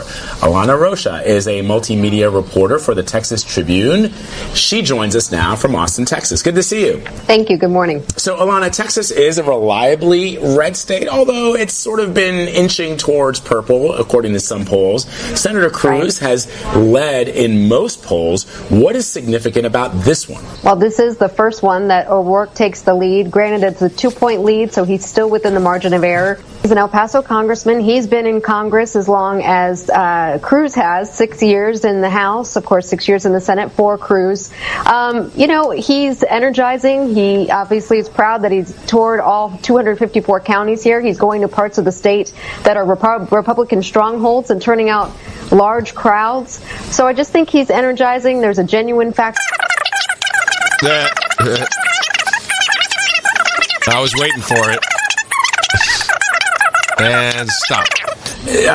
So the controversy surrounding Brett Kavanaugh's nomination to the Supreme Court is becoming a political issue as we near the midterm elections, obviously. Ted Cruz has said that Christine Blasey Ford's assault allegations are serious and deserve to be treated with respect. What impact could this have on his re-election efforts? How is he expected, I guess, to navigate this issue in the coming weeks?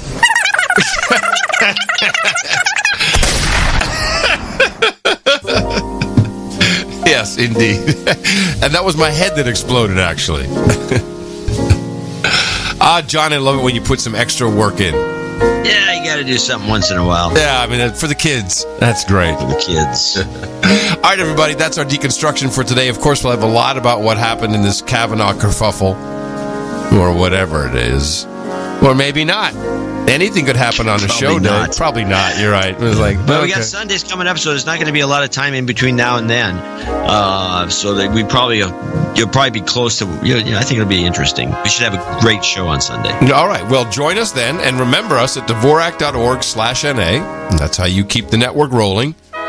And again, thanks everybody who contributed to the show in many, many, many ways. I am coming to you from downtown Austin, Texas, capital of the Drone Star State, FEMA Region 6 on the governmental maps, in the 5x9 Cludio, in the common law condo. In the morning, everybody, I'm Adam Curry. And from northern Silicon Valley, where I don't have all these things to describe myself or where I am because I can't remember from one day to the next, I'm John C. Dvorak. We return on Sunday right here on No Agenda. Until then, as always, adios, mofos.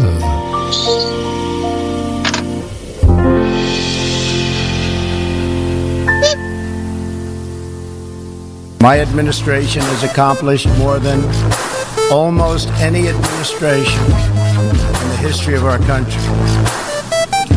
America's so true.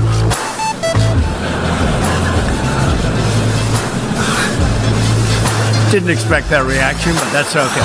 With support from many countries here today, we have engaged with North Korea to replace the specter of conflict with a bold and new push for peace. We defend many of these nations for nothing, and then they take advantage of us by giving us high oil prices. Not good. Not good. Iran's neighbors have paid a heavy toll for the region's agenda of aggression and expansion. America is governed by Americans.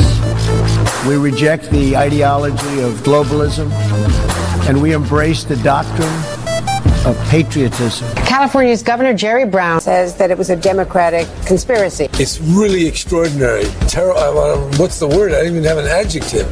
The exemplar. Trump, something's got to happen to this guy. How do you counteract that? And how we counteract it is with lies, more migration, incoherent, disruptive, and quite frankly bizarre behavior. We're out of it. Because we can't say it enough. The president is the exemplar. Democratic conspiracy proves that nearly 3,000 people did not die in Puerto Rico, even though it was the result of a scientific study. And that's tragic. Paris climate agreement isn't official and binding. Everyone who predicted that this would happen. Talk to me about what we are physically experiencing here in the United States and around the world. We'll have more drought, more fires, more storm reactions, protests, more intense storms, bizarre behavior. And the worst part is more migration. We're going to have people moving from their land that will no longer produce enough food. I can't stream. No agenda. And you won't believe your eyes. Connected. I asked again. Connected. And if you look, you can actually, as they approach, you can see this dark mass. Right there. That indicates time lapses. There were time lapses. First of all, I didn't even know it was a she. I just know it was an it. This is a person? Do they think we're stupid? I just want to say to the men of this country, could cost jobs. Jobs. Some individuals are comparing this to Watergate. We don't have a problem in our Congress. Time lapses? There were time lapses? Look again. Here's what everyone else looks like. A lot of world leaders started laughing at him as opposed to with him. Thank you, Rosencrantz. I'm sorry, not Rosencrantz and Gunstar. Sessions. Coming up, Dunkin' Donuts lovers. To be fair, it means different things to different people. From Russia to Canada to England and Spain. In countries of Africa, of Europe, of Americas. Don't make fun of me when I slip up and say something wrong. No one is above the law. Now he says he was in on the joke. Really? Look again. Here's what everyone else looks like. Time lapses? There were time lapses? You know, I'm not sitting here, some little woman standing by my man like Tammy Wynette.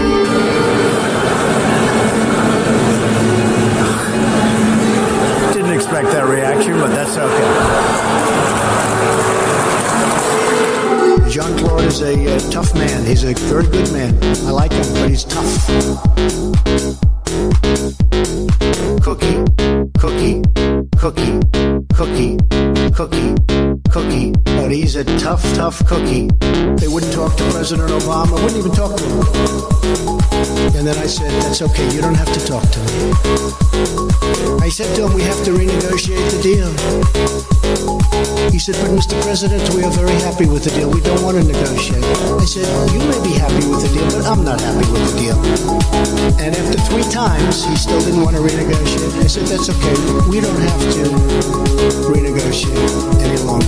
We're going to put a tariff on all of the millions of cars you send into the United States.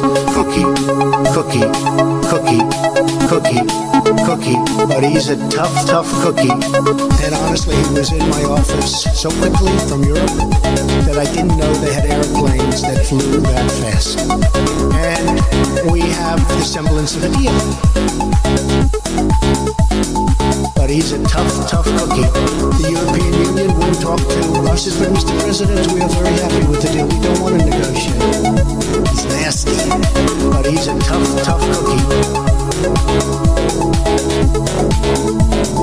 But he's a tough, tough cookie. Cookie, cookie, cookie, cookie, cookie, cookie. He's nasty. There it is. Oh my God! They're so They're close! right there! Yeah, baby, look at that! You're kidding me!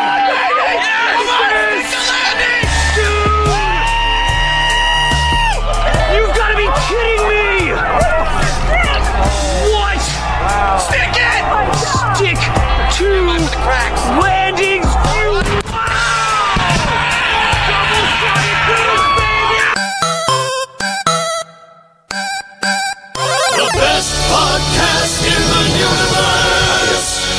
show. Dvorak.org/NA. Ebola. You're listening to NoAgendaStream.com. All talk, no commercials, no agenda.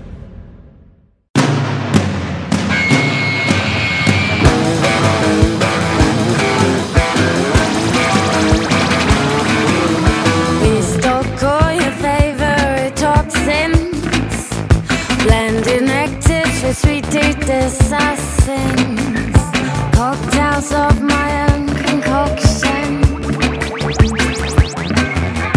poisons of divine prescription. All these things are yours for the asking, kill all the cure to these 21st century blues. I'm feeling good.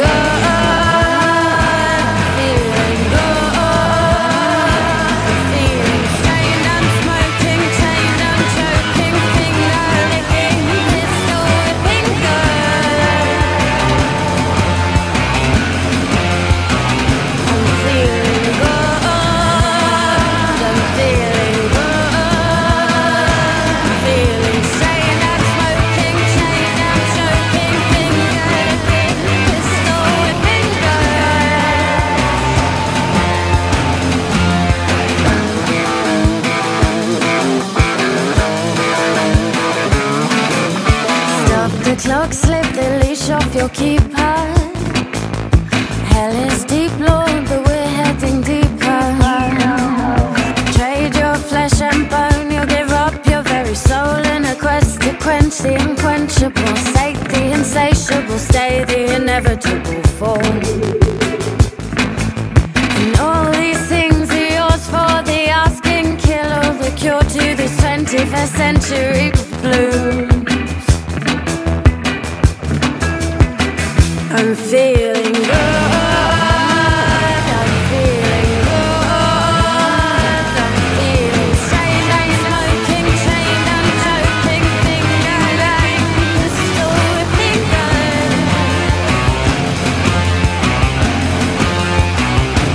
Party's over, I don't know you. Ain't you got a home to go to? Let's be on your way past your pill.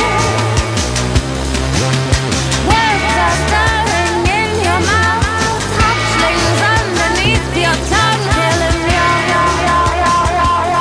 kill 'em young.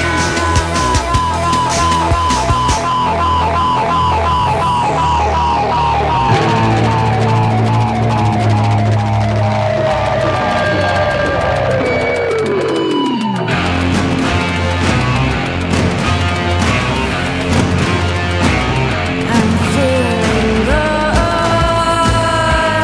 feeling good. Feeling sane. I'm smoking, chained, I'm choking, finger-licking, pistol whipping gun.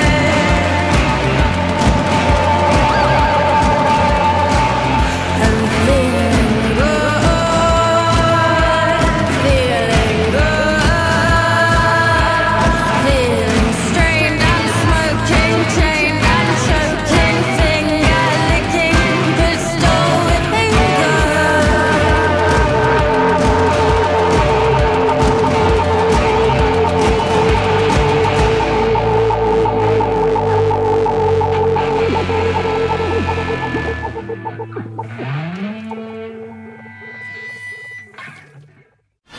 You're listening to NoAgendaStream.com. All talk, no commercials, no agenda. Hello and welcome to Dvorak Horowitz Unplugged, an hour-long discussion of activity in the financial markets around the world, featuring columnist John C. Dvorak and money manager Andrew Horowitz. This conversation is casual and unrehearsed. Let's join John and Andrew now. I'm John C. Dvorak. I'm Andrew Horowitz. And we're back from Yom Kippur. Oh, yes, we are. That's right. What a lovely holiday.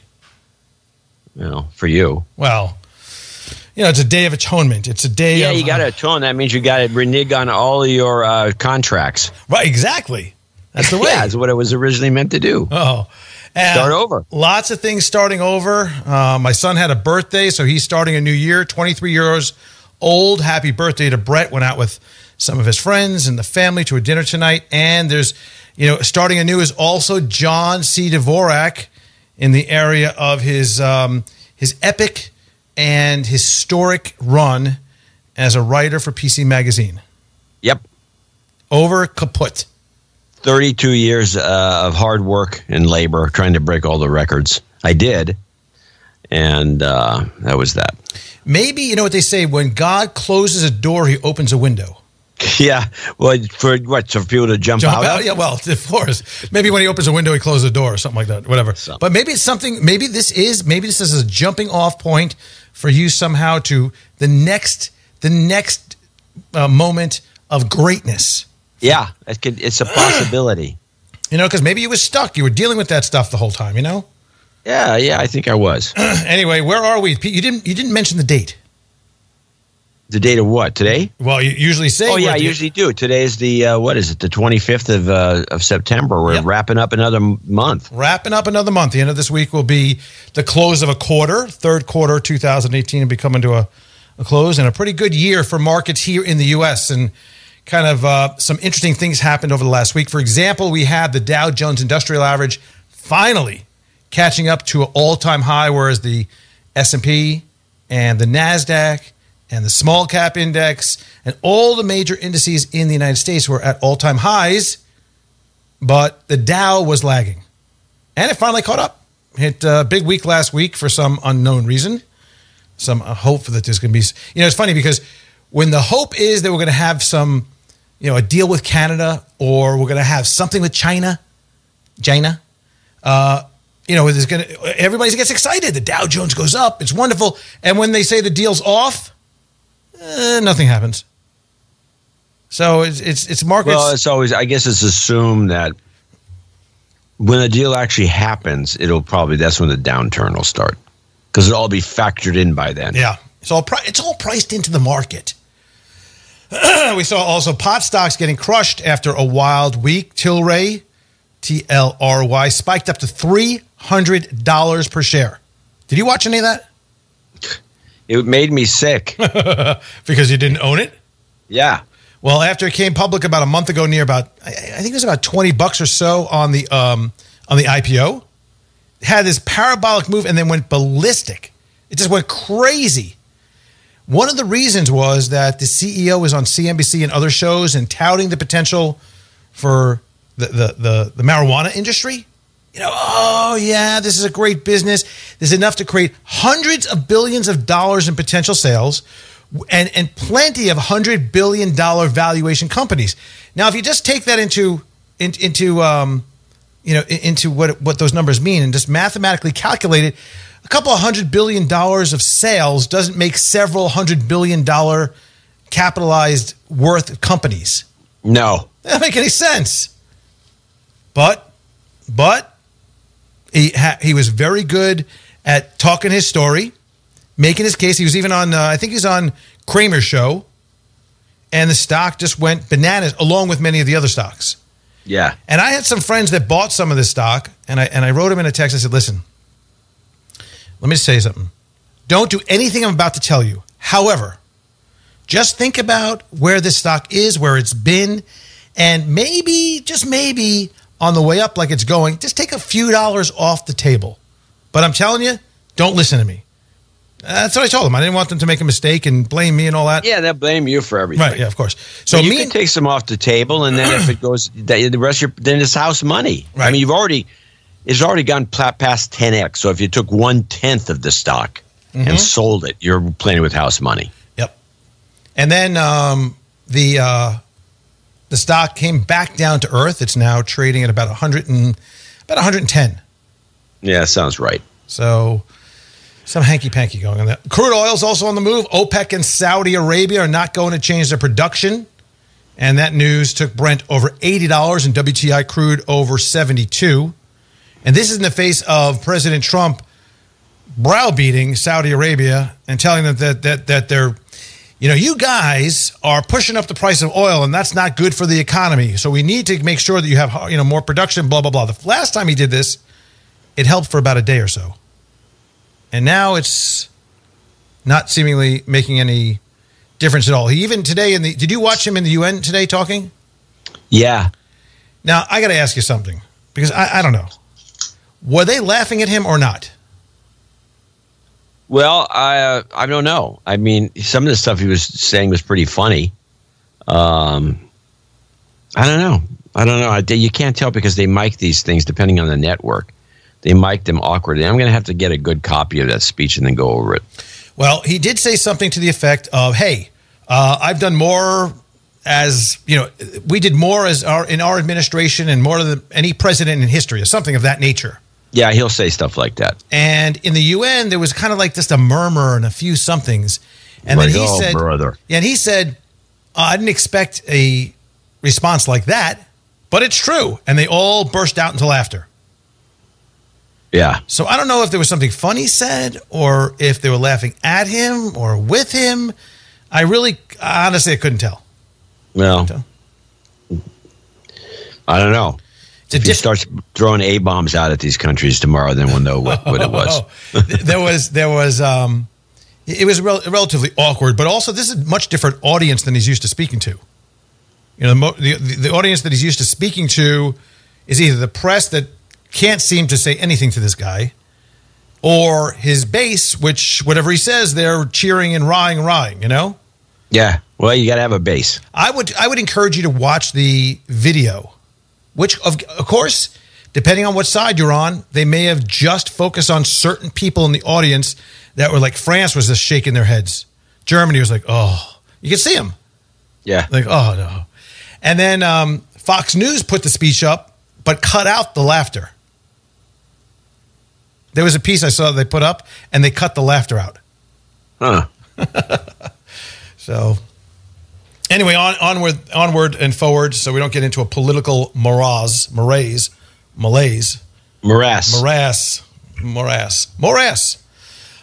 Interesting stat from FactSet recently. Heading into the end of the third quarter, 98 S&P 500 companies, have issued EPS guidance for the quarter. Of these 98 companies, 74 have issued negative EPS guidance, and 24 companies have issued positive guidance. Let me add that up real quickly. Yeah, that's 98. Yeah. So the percentage of companies issuing negative guidance is 76%, which is above the 5-year average of 71%. So there's a little bit, something's going on here. So if 76% is the final percentage for the quarter, which is only in a couple of days, it'll mark the highest percentage of S&P 500 companies issuing negative EPS guidance for the quarter since quarter one of 2016. So what does that all mean? Yeah, what does it mean? Since you brought it up. I don't know. I was asking you. No. I don't know what it means. I don't know what it means. It doesn't mean anything to me. I mean, I think this whole guidance thing is like a red herring anyway, generally speaking. Sometimes they say, oh, we're not going to do very well, and they do very well, and the stock goes skyrocketing. Right. And they say, we're going to do very well, they do very well, the stock goes down. I mean, the whole thing doesn't make any sense. It's a complete disaster. Well, I think there's a couple of things here. First of all, there is the potential that companies are issuing negative EPS guidance, but they're concerned about some of the impact on their earnings from things like tariffs and maybe the wearing off of some of the tax benefits, or maybe that analyst expectations were too high or something like that. The second thing is that there is the potential for fewer companies to be issuing guidance because Jamie Dimon and Warren Buffett came out with this, hey, you know what? This quarterly stuff is ridiculous. Let's do it maybe every semi-annual.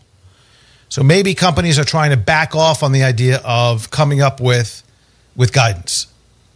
So I don't know. I mean, I think there is something to be said that we are starting to see a little bit more conversation in the area of negative EPS guidance, where there was a lot and a flurry of positive guidance for some time. So maybe companies are getting a little nervous about something. But then again, we don't know how they're going to actually report if they're just sandbagging. Well, sandbagging would always be my guess. Yeah. It's very possible. Very possible. But, maybe this is a crackdown on, every time somebody does. I think the companies are doing the guidance, right? Yeah. If they're sandbagging, I think they should be taken to task by the SEC. Well, they don't know. I mean, the other thing is, how does a company really know what their next full quarter is going to be or their full year? They have a better idea than I do. I mean, they do, but in retail sales, for example, unless you're closing your quarter now for next quarter, so if your quarter's almost closed, retail, anything can happen. But most of these aren't retail. Right. Most of these are manufacturing. And they know what their numbers are going to be. Or there are companies like a Microsoft, which switched over to a subscription model for their cloud-based. They got right. Okay, then let me ask you this. There's all these companies out there, SAP and all of them, Salesforce, everybody, that have all these tools. These wonderful tools and desktops and managers, and you push a button and you can see everything because the tool is looking at all the numbers and AI is telling them exactly what's going to happen. Right. And it shows you the trends, and you got these graphs and you got these charts and all this stuff comes up. Is that all bull crap? No, I think they know. I mean, like the sales surveillance, or like you said, the predictive modeling of what is going to be. I mean, obviously that's what they use. That's exactly what they use. So, they have some companies probably have a much better pulse and ability to predict the short, mid, and longer term numbers, right? So unless somebody comes in to challenge Salesforce, and unless the trends change dramatically for employment and of sales, they have a pretty good insight into what their sales are going to be. Amazon, on the other hand, may have a good insight into their into their computing business, but maybe their retail business, they have a little bit less insight, only because, even though they probably have good insight here, because buying habits can change and people could slow down in their buying, etc. Company like Caterpillar has orders in advance, so they know what's on the block and what they're going to produce and how much is going to be sold. The same with Boeing, right? They know what is in the hopper. So, but there's probably some companies that have a much more difficult time, whether it's like a biotech firm that has no idea whether or not they're going to get approval on a particular drug through the FDA, or whether it's going to be postponed. That type of company shouldn't be doing these predictive things anyway. Many of them don't. I'm saying those companies probably aren't the ones that are going to be giving us the guidance. I mean, who did I see today? Yeah, they have no idea. I did see today, Tandem Diabetes came out with guidance today where they increased their guidance for the full year. This company went from like $4 to, like $40 this year? Something crazy. We've owned it for a while for our clients. And we got a nice run on this. And then all of a sudden, the last couple of weeks, it's getting really, the shares are getting a little bit beat up, and then they come back. They're down 5%, they're down 8%, they're up 8%. I mean, every day has been wild. And then they come out with this today, and the stock is up 8% today. They make a really cool product for I believe it's type 1 diabetes, type 1, where it's a device that actually will monitor and measure and infuse, and it works with Bluetooth and your phone and Wi-Fi, and it's very cool for diabetes, insulin dependent diabetes. Okay, onward and forward. We have a lot to cover here. So this week, Jamie Dimon, the CEO and the well-respected head of JP Morgan, came out with a comment that said, it's not a trade war, it's a trade skirmish. A trade skirmish. So I was thinking, what other things could we call it? You know what? Because we don't want, God forbid we say the word trade war. That's bad, right? We don't want to be in a trade war. So we could have a trade spat. That would be something that would lessen the blow of the whole thing, don't you think? It's a little spat. Or a trade disagreement, a trade game, trade negotiation. This is my favorite. It's a kerfuffle. What do you think of that one? Trade kerfuffle. Yeah, I think that's the one we should use. Yeah, it's a trade kerfuffle. But in the end, here's my take on this. If it looks like a trade war, swims like a trade war, quacks like a trade war, it's probably a duck. You know what I mean? Yeah, you're picking up some of that material over the Yom Kippur, I can tell. Oh, yeah. Working the cat skills. Yeah, that's it. I could have had a snare and then a cymbal.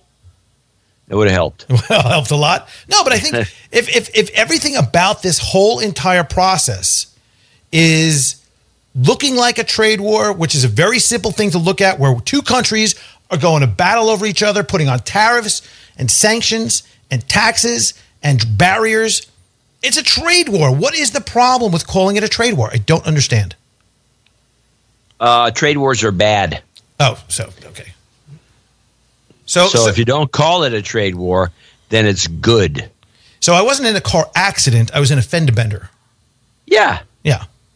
I don't have the flu. I have a sniffle.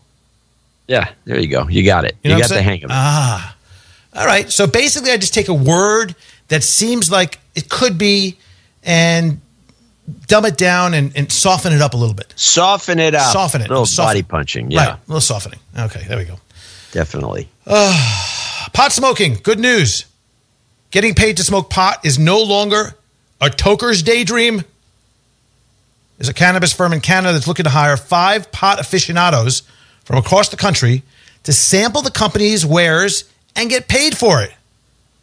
Now you're talking. Yeah, I thought this was right up our alley here. Man. Oh, man, I'm getting a check. Yeah. What do I do with it?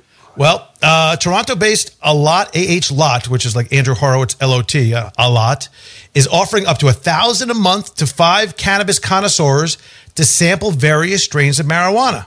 Now, I was thinking, you have some time now. You're a good writer. And I think that maybe this would be perfect for you. It would be, except for the fact that when I'm writing, I can't get the fine-tuned edge that makes my writing has to sound like this. Oh, yeah. And I can't get that tone in there, so I don't think I'm appropriate to do this. You'd be too square. Yeah, I'm too square. Too much of the facts. Maybe we can get Adam to do the writing. I talked with him today, by the way. Yeah, what do you have to say? Well, I congratulated him on his new engagement to Tina. Yeah. And he did it over in Italy. So looks like it. He proposed over in Lake Como. And that's the story. Yeah. And he told me about his trip. So he told me about his trip. He told me about the various places he visited in Switzerland and all that. We had a good conversation. Yeah, good for you. So we were, of course, always saying how much we love you. People always put that into the conversation. It always surprises me. Is it surprise you or say, Yeah, well, that's the whom, actually. Yeah. Okay. They said, why are they saying that? Yeah. If they love me, they wouldn't have to say that. Don't they have other things to talk about? Oh, okay. By the way, so over the weekend, China, how do you say it? China? China.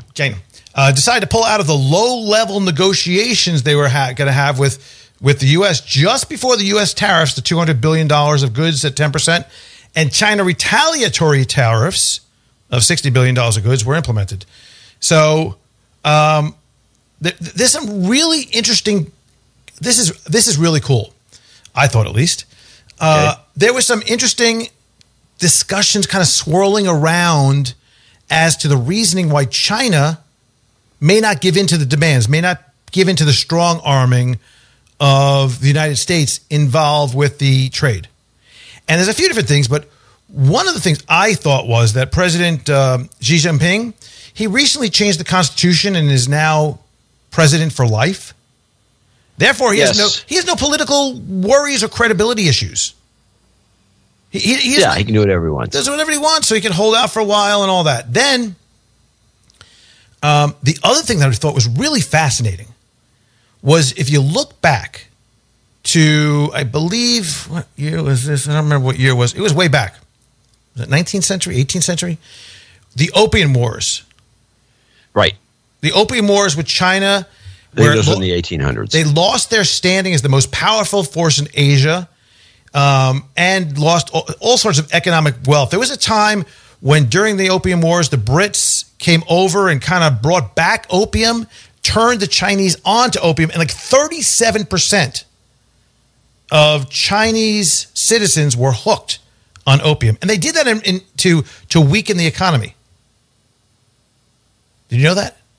Well, I know it was a nefarious process, and it resulted in some wars, and the Brits took a lot of tea in the process. They made them take the opium, and it's a very interesting, still festering situation with the Chinese in this particular moment in history. They didn't like it. Right, and there was a lot of trade, and then what happened is it opened up China to Western influence, carved up part of their property, if you will, or their land holdings up into foreign powers, right? We had Hong Kong was Brits. There was a few other parts.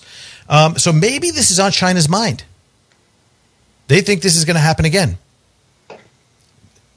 Well, they have a long collective memory. Mm-hmm. I don't see how this trade war has anything to do with the opium wars. The opium wars were a trade war. Yeah, but it also had these other factors, a weakening factor of the opium itself. I don't know. Maybe. It's just kind of a far-fetched theory. I'm not buying into it. All right, give us some thought. I just thought it was interesting that maybe China was saying, hey, we went through this once before, and even though it was a few hundred years ago, we're not going to let this happen again. You're not going to, you Western guys, we just got our country back. How many years ago was Hong Kong returned to China? It was within, 15 years ago? 97. Yeah, so 11 years ago. So, just a thought. In Japan, for the first time, here's an interesting statistic. No, actually, 97 would be almost 20 years ago. That's what I said. You said 11. 11 plus 10. Okay. Is it? So it's 20 years ago? Well, 97 to 21. 2007 would be 10, it'd be 21. So, but time flies. Yeah, maybe it's on their mind. I don't know. In Japan, we all knew this was happening, right? We knew there was an age wave happening. We knew that there was a demographic shift happening in Japan. We knew that the population was aging. Remember the old Dannon commercial jokes? They all eat Dannon yogurt. Remember the discussion we had years ago, you and I, that the elderly in Japan were being kept alive or not said to be deceased because they were still wanting to collect on the Social Security. Yeah, they were hiding the bodies. Yeah. Well, we know that Japan has an aging population, and 70-year-olds and above account for 20% of Japan's population for the first time. It's a lot. It's a lot. And it doesn't look like it's going to get any better. Now, one of the problems you have is that with an aging population, the research shows that they take out of the economy rather than putting into the economy. Rather than growing the economy, they actually restrain the economy. The highest your spending is in the 40s to mid 50s. That's when you have your the biggest overall expenses. So what they're claiming is that the burden of the social system by the 70, 80-year-olds in comparison to their buying habits and their need to sustain themselves with food and shelter, that the ratio is off, and their expenses are so low and meaningless that they should all be shot. Well, I don't know about the last part, but you were onto something for the most part up until that. Whereas this is the problem that Japan's having, why they have a deflationary spiral that they can't get out of, why they have negative interest rates that can't push inflation, even though their markets are moving up and all that good stuff. They reached, I think a recent high lately. But why they keep going back and forth into recession, why they have to keep on priming and pumping the country's the stimulus through quantitative easing, through trying to sell down the yen, keeping interest rates very low. This is something they've been doing for 20 plus years, and it's never been able to get out. Not only they've been doing this for 20 plus years or more, but they've actually recently, in the past 5 years, had to go even deeper negative into the interest rate environment to try to bring back the inflationary environment, and they just can't do it. They can't do it. So, no. Well, ever since that one-time collapse, if you remember, when it was around in the 90s, or was it the 80s? I can't remember it anymore. There's been a few collapses.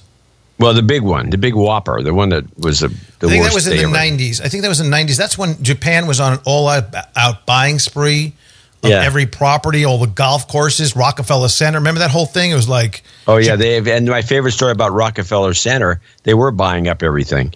And my favorite story about Rockefeller Center is that it became such a burden on the buyers, the new buyers, the Japanese, that they walked from it. Yeah. They never even sold it. They bought Pebble Beach golf course.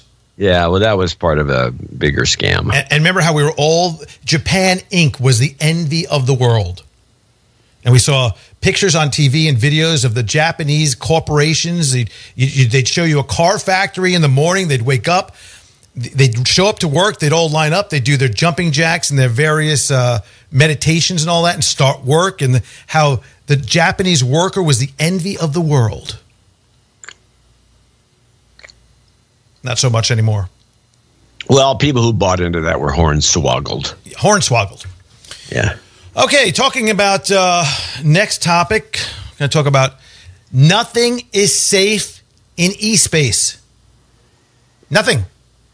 Twitter now said that a bug sent users private direct messages to third-party developers who are not authorized to receive them.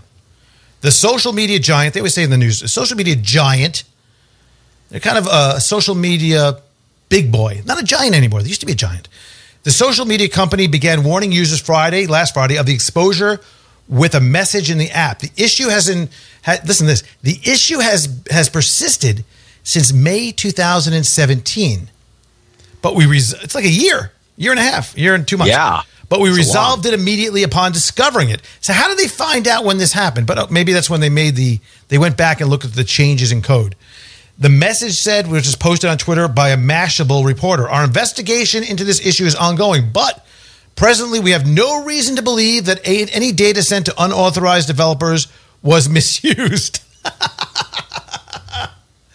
Twitter said it discovered the exposure on September 10th, but it took 2 weeks to inform users, which is another problem. So not only did they not find it to begin with, they found it, didn't tell people. It was sending direct messages to developers, and they say, for some reason, however they know this, however they can say this BS, that they don't believe any data was used for any nefarious purposes. How much of BS is that? Pretty bad. They don't know. There's no way they could know. They have no idea what was done with it. No. In stupidity, we have a crypto update. Hackers, I thought this was very interesting if I'm reading this correctly. Hackers are illegally generating Monero, Bitcoin, and other cryptocurrencies by exploiting a software flaw that was leaked from the U.S. government. So there's some research that says that the government had some kind of software something or other that would allow for a break into the cryptocurrencies or break the cryptocurrencies, allowing people to generate coins like on the fly. So detected cases of illicit cryptocurrency mining, the digital equivalent of minting money, have surged 459% in 2018 compared to last year. It's a report from the Cyber Threat Alliance. So if people are able just to take Monero, if people are just able to create this coin out of thin air, how is there any value to that coin? Well, not only that, but how is there any value to the blockchain, which is supposed to protect these coins from that happening? But it's supposed to protect the coins, but does it protect from creating a coin? Well, it has to be. Well, no, but there's some kind of I don't know. Coins can be mined, but it takes an awful long time to do one. So basically, these people that are doing this are sitting back, and no wonder why Bitcoin can't get any legs, because people are creating this thing and just probably selling it right away. I would. Yeah, no kidding. You know? And lately I've been following some of these crypto evangelists on Twitter. Oh, there's a million of them. I don't know what it is with this particular grouping of people, but it's like a religion. With this whole my God is better than your God, which means my coin is better than your coin. And they all, I don't understand this, but they all seem to want to be like apostles and philosophers. They talk with this crazy, not only crazy lingo, I'm not talking about crazy lingo, but these real far out discussions about decentralization of the person and coin maximus. And I'm like, what? And every time I replied to somebody today, I wrote, because he wrote something, this one guy. And I had him on the show recently on the Disciplined Investor podcast. And he was a pretty smart guy. And he wrote something today. And I wrote back, I said, either I'm really smart or I'm really dumb, but I have no idea what you talk about ever. And it's always about this whole, third party, big words with this whole weird philosophical tilt to it that, you know what I'm talking about? Have you seen these? Yeah, I see this set of writing every so often. It's always an eye roller to me. I wonder if I could pull one up. It's obviously done just to confuse the stupid people. Is that what it is? What you think? It confuses me. Let me see if I can find some here. Here, let's see here. Does anyone still name their kid Poindexter? What was the last of the Poindexter? Granted, this may not be interesting enough to make a Mel Gibson movie, but I'm interested in the story. Okay, that's one thing. I don't know why you have to talk about this. It's true. I tried to practice blockchain abstinence. Couldn't help myself. Now I have legitimate tokens all over town.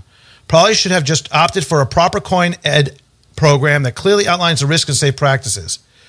Here's one. I think the fire escapes prove abject decentralization leads to trample. If decentralization was always efficiency, I'd expect the humans could be expected to emergently consent out of the fire. What the hell does that mean?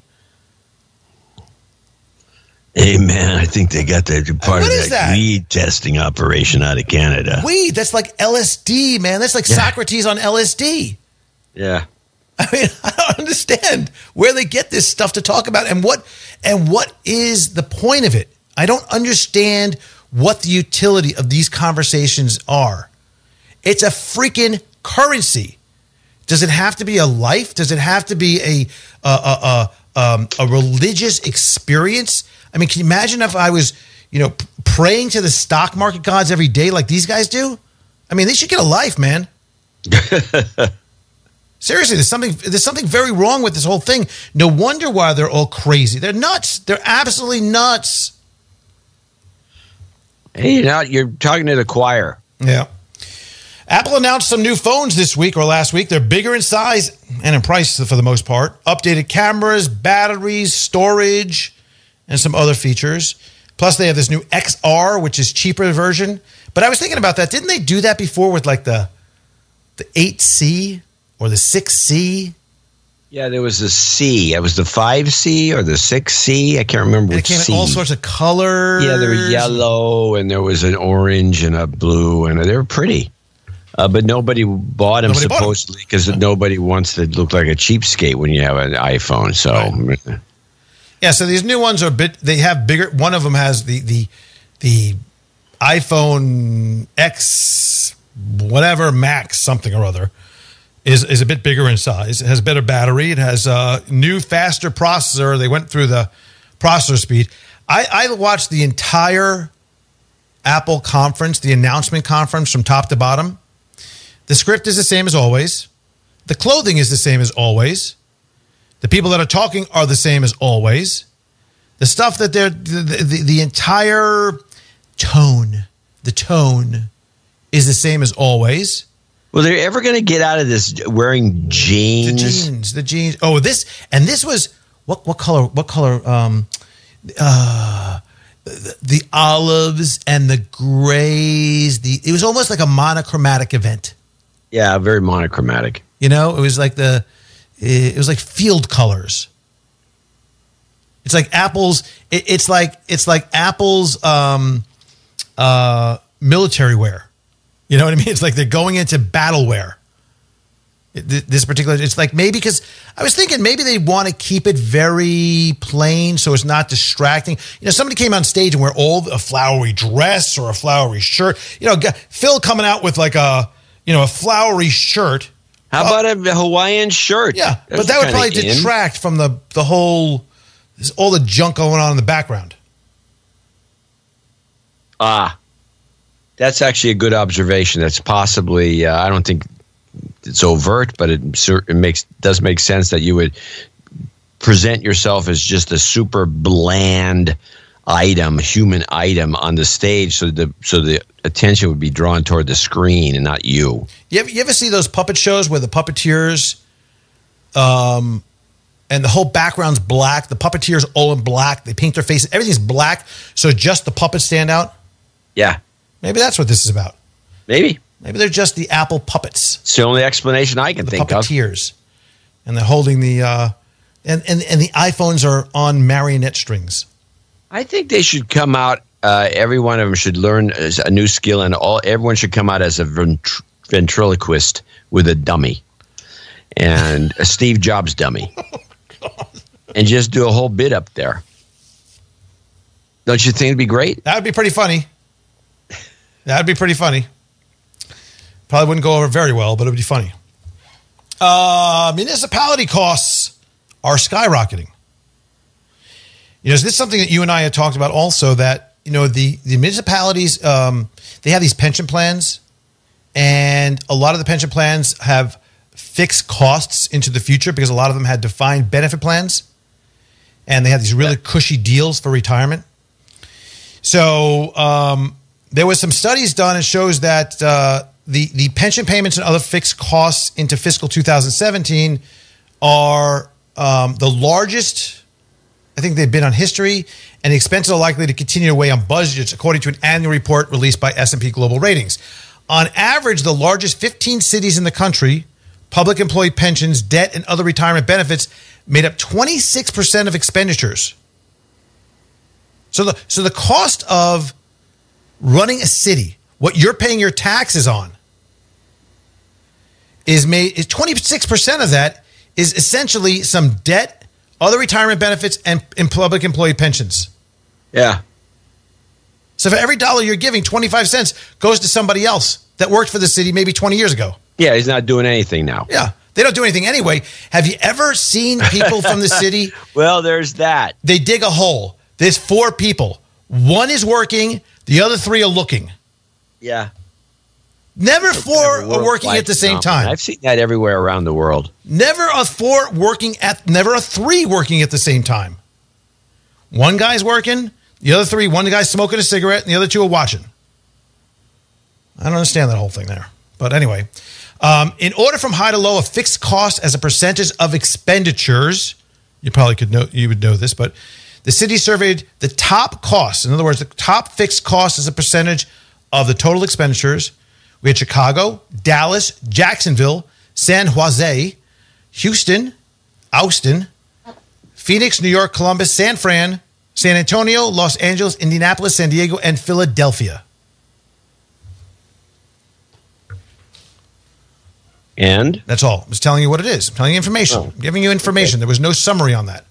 There was just facts being spit out of my mouth. Well, a lot of these cities are broke. Yep. So therefore, I have a pick that goes along with this for the game today, which we'll get to in a minute. Mergers and deals. A lot of mergers and deals announced this week. The first one that was pretty interesting, SiriusXM is said to be buying Pandora. Yeah, I found that to be peculiar. It seemed they both need each other because without each other, they're going to go bankrupt. And with each other, they'll go bankrupt, but maybe slower. That's probably the reason. Sirius needs streaming. They could use a good streaming platform. I have Sirius, for example, in my wife's car has Sirius Radio. So I called them up. I'm like, hey, I got that thing. Can I, do you have an app? Do you have something? There's something they talked about, but not really. You have to pay extra for it. I would love to have that Sirius, the 60s channel, the 70s channel. So what was interesting was it was an all stock deal. And when the deal was announced, Sirius was down like 8%. Pandora was up like 5-6%. Then Pandora came down. By the end of the day, Pandora was negative. When's the last time you remember an acquiring company and the acquired company both down on the news that a company's buying them? Yeah, that's a good one, I have to say. Right? Yeah, it's very funny. Yeah. Let's see. Comcast wins the bidding war to buy Sky with some little fine print there, what they could have to get rid of it all. Michael Kors seems to be buying Versace. Randgold Resources is going to be buying or merging with Canada's Barrick Gold. Invesco is buying Oppenheimer funds from MassMutual. Medtronic is acquiring Mesa Robotics. Adobe is buying software firm Marketo from PE firm Vista Partners. This was interesting. Marketo went public. Vista Partners bought them from, I think about $2.9 billion about 2.5 years ago. 2 years ago, something like that. Yeah. Adobe just bought them for, I think, 4.7. How do you like that? Yeah, it bothers me. Actually, my next column in PC Magazine, which you're going to ask about to no avail, would have been about this deal. I don't like it. I mean, Marketo is an automated marketing email campaign solution that can be plugged into all sorts of CRMs or used as a standalone basis. So, for example, you get an email, you open it up, you don't do anything about it. You may get another, it'll know, and you get another email saying, hey, we haven't heard from you. You don't open your email, they get know about that. So therefore you get that email, you open your email, you go click on something, you don't do something, they'll know that, they'll send you, this whole giant marketing process. Yeah. That can be set up and organized through that. It gets you to buy some vitamins. Yeah. And then you say unsubscribe, but somehow that never happens. Well, that never works with these scammers. But 4.7 these guys are billion. scammers, but It sounds to me as though this is not a good thing. Here's the problem I'm having. Adobe is showing signs of being flakes. They're if you look into this deal, this is apparently part of Adobe's idea to go after Salesforce. That's stupid. And Adobe, I don't know why Adobe got this hair up their ass, because it's a company that really specializes in products for the so-called creatives. And they pretty much have a corner on the market. And instead of putting their money into that and making it so they really are untouchable, they're now falling for the classic marketing trap of, well, let's throw our money at something other than the cash cow, because hell, we made the cash cow make so much money, this will make even more. Mm-hmm. And it's got nothing to do with their core competencies or anything in between. I'm very skeptical of what Adobe's up to completely. I mean, I thought they were on the right track, and now I really doubt it. It reminds me of the small shop. You've seen these guys. Guy's got a pawn shop. The next thing you know, you go in there selling junk jewelry. Then a sign comes up for knife sharpened on Thursday, and then he's got toaster repair, right. And then he's doing something else. I mean, the guy can't make up his mind what he wants to do because he sees somebody else making the money. Right. So he said, "Oh, that guy's making money selling moose heads. I'm going to do it." Right. And then there's an underground restaurant on Friday nights. Yeah, it's just this is what Adobe's doing. Interesting. Very bad sign. Finally, in the mergers and deals, CEO, this you must have something to say about also, CEO Mark Benioff of Salesforce buys Time Magazine. Yeah. Is that I'm so jealous that Jeff Bezos owns the Washington Post? What a great way and platform to get because I'm such a genius in the area of technology, I should be able to affect social change, and I'll do it through Time Magazine? Well, Time Magazine is pretty much not a magazine anymore. It's a website. I mean, the way things are going, all these operations they lose money on the internet. They can't, they don't have the same kind of leverage that you have in print and in other mechanisms. I don't know what he's thinking, to be honest about it. I got it. I think maybe his wife wanted it. I have an epiphany. Do you know who really, really, really always wants to be the Time Man of the Year? Yeah, he's going to name himself. President Trump always wants to be Time Man of the Year, right? Yeah. Maybe this is the way that Salesforce believes they can keep him off it. Right? Yeah, well, that would definitely work. Yeah. Sears, remember them? Sears? Yes, I believe they still have buildings. They do. The CEO, Eddie Lampert, he was like the genius. He was like, Eddie Lampert, oh, this guy, he owns all the land. Remember that whole thing when Sears was like, oh, it's not about Sears, the land they own. And the value of the company was crazy, and Sears was just unbelievable. They want now creditors to restructure about $1.1 billion of debt due in 2019 and 2020, obviously hoping to avoid bankruptcy. And then finally, buyback still rolling in. The S&P Dow Jones Industries announced preliminary results indicating that the S&P stock buybacks for the S&P 500 index for the companies within it totaled $190.6 billion for quarter 2 2018, displacing the prior quarterly record of $189.1 billion that was set the previous quarter. There's a 58.7 increase from the same quarter in 2017. And don't tell me that the tax deal didn't push a lot more money into the coffers of companies, and what they're doing is, quote, enhancing shareholder value by doing share repurchases and dividend increases. So big numbers in that area. Yeah, that's definitely the case. Yep. Sure looks like it. Mm-hmm. There's a link in the show notes for episode number 424 for the pot stocks. You can watch what's going on there. And since it gives you a list of the pot stocks, let's see right here, and how they changed since the first day we started just chatting about them. So we have let's see here, the ETF, Alternative Harvest ETF, the MJ, is up 20.96% since 8/28. So 1 month. Yeah. And several names are up 20, 30, 40%. They're gone crazy. It seems to be a hot thing right now. Unfortunately, I remember the 3D printer moment where it was the stocks were all hot and heavy. Yep. And then one day, the rug was pulled out from under them because of one company, I think, didn't come in with the numbers that they were predicting, or something bad happened. And next thing you know, they're all in the toilet. I think they still are. Oh, they are. Definitely are. I'm gonna call out to everyone's softer side right now and tell you that you know the sad story about John getting canned. Is it okay if I say canned? It's fired. Fired. Okay, was fired. Ooh. Nah, but you don't get to collect any unemployment, do you? No, I'm a contractor. I'm just asking. So you know about this, and so now is the time of the show where we got to talk about donations, and more so than ever, we are in need of that because of the two parties here, one of them has lost part of his income. Yes. So seriously, we do ask you to donate. Sometimes you give, sometimes you don't. We're asking you to reach. Well, I mean, I think if you don't get any good ideas from this show in terms of investments or investment strategies or just off the wall ideas, why are you even listening to the show? It doesn't make sense to me unless you think that the two of us are just so entertaining.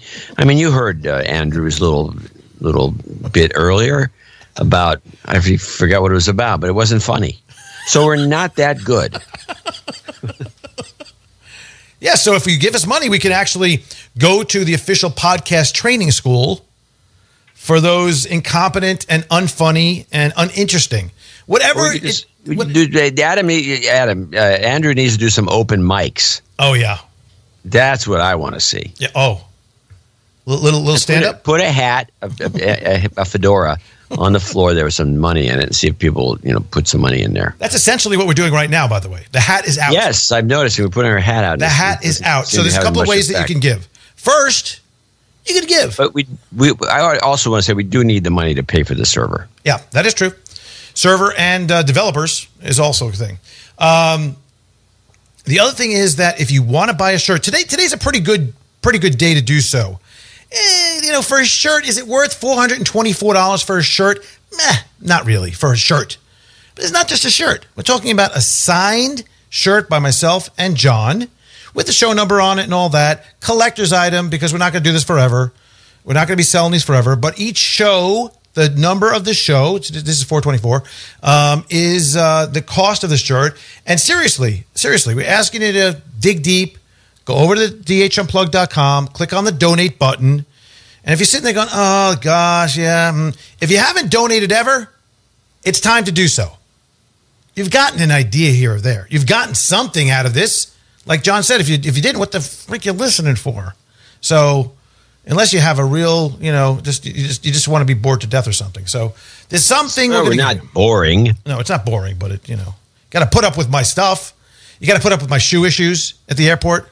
Oh, the shoe issues, yeah. I didn't even talk to you about people playing with their hair while we're eating dinner. I haven't even talked to you about that. Where was this? In general. People start scratching their head at dinner. Freaks me out. Really? Yeah. You want people to wear hats at dinner? I never realized how screwed up I was till we started doing the show, by the way. Do you want people to wear hats at dinner so they don't scratch their heads? No. I'm talking. I'll tell you, okay, I got a pet peeve for you. What's that? So I call the kids out on doing this. So they do it. My wife does it constantly. And I started noticing my daughter picked up the habit, and I've seen other people do it at the table.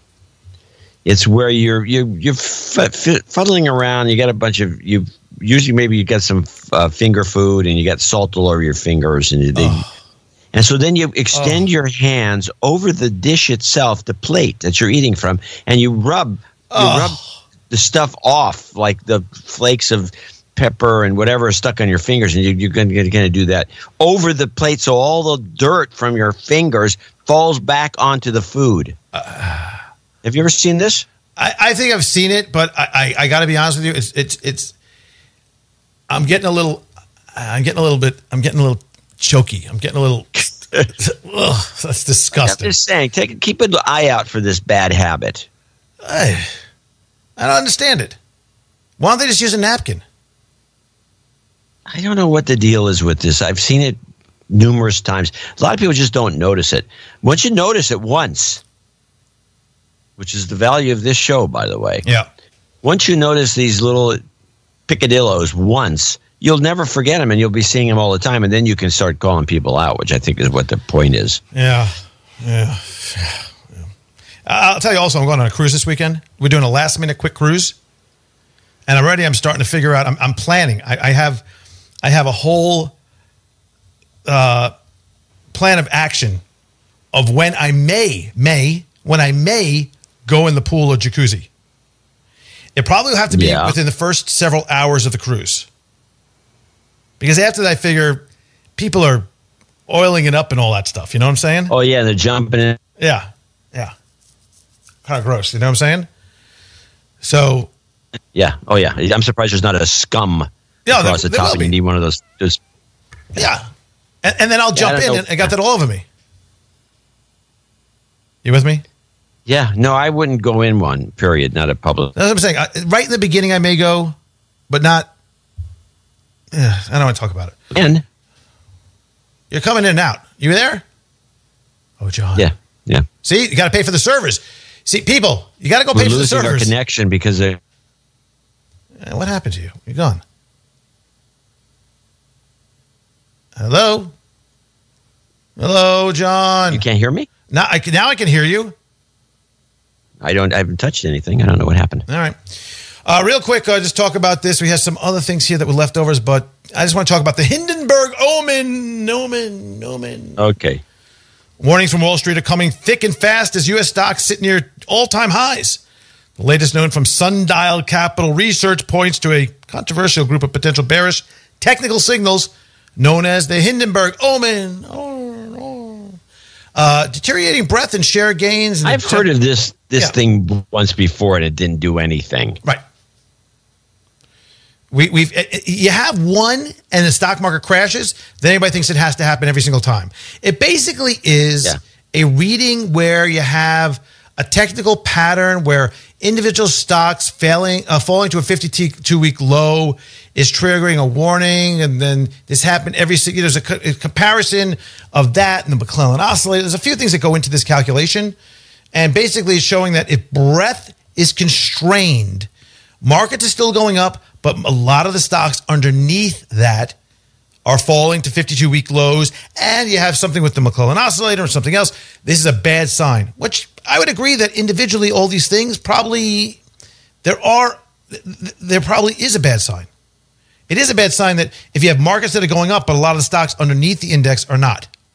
That means that if there's a break in any of the stocks that are holding it up, it's going to probably break hard. That makes sense.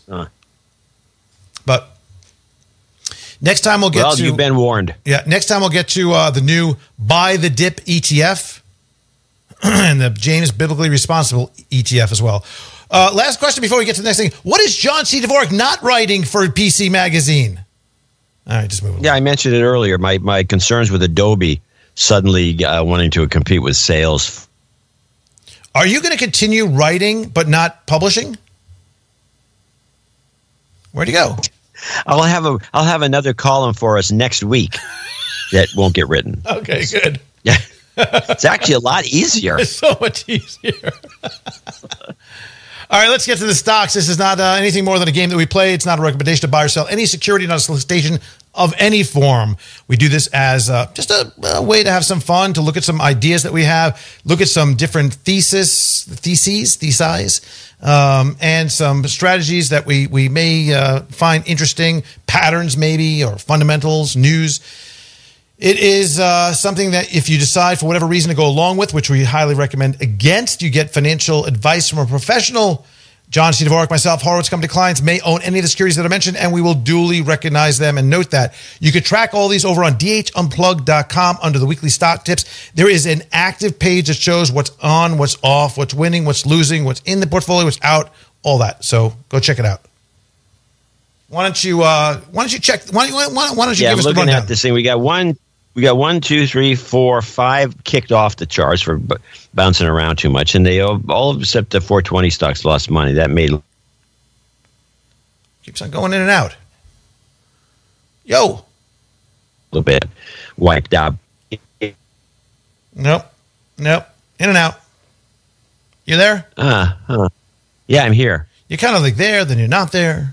I'm here the whole time. I don't know why. I've got a gigabit going your way. It should be coming through loud and clear. Maybe it's me.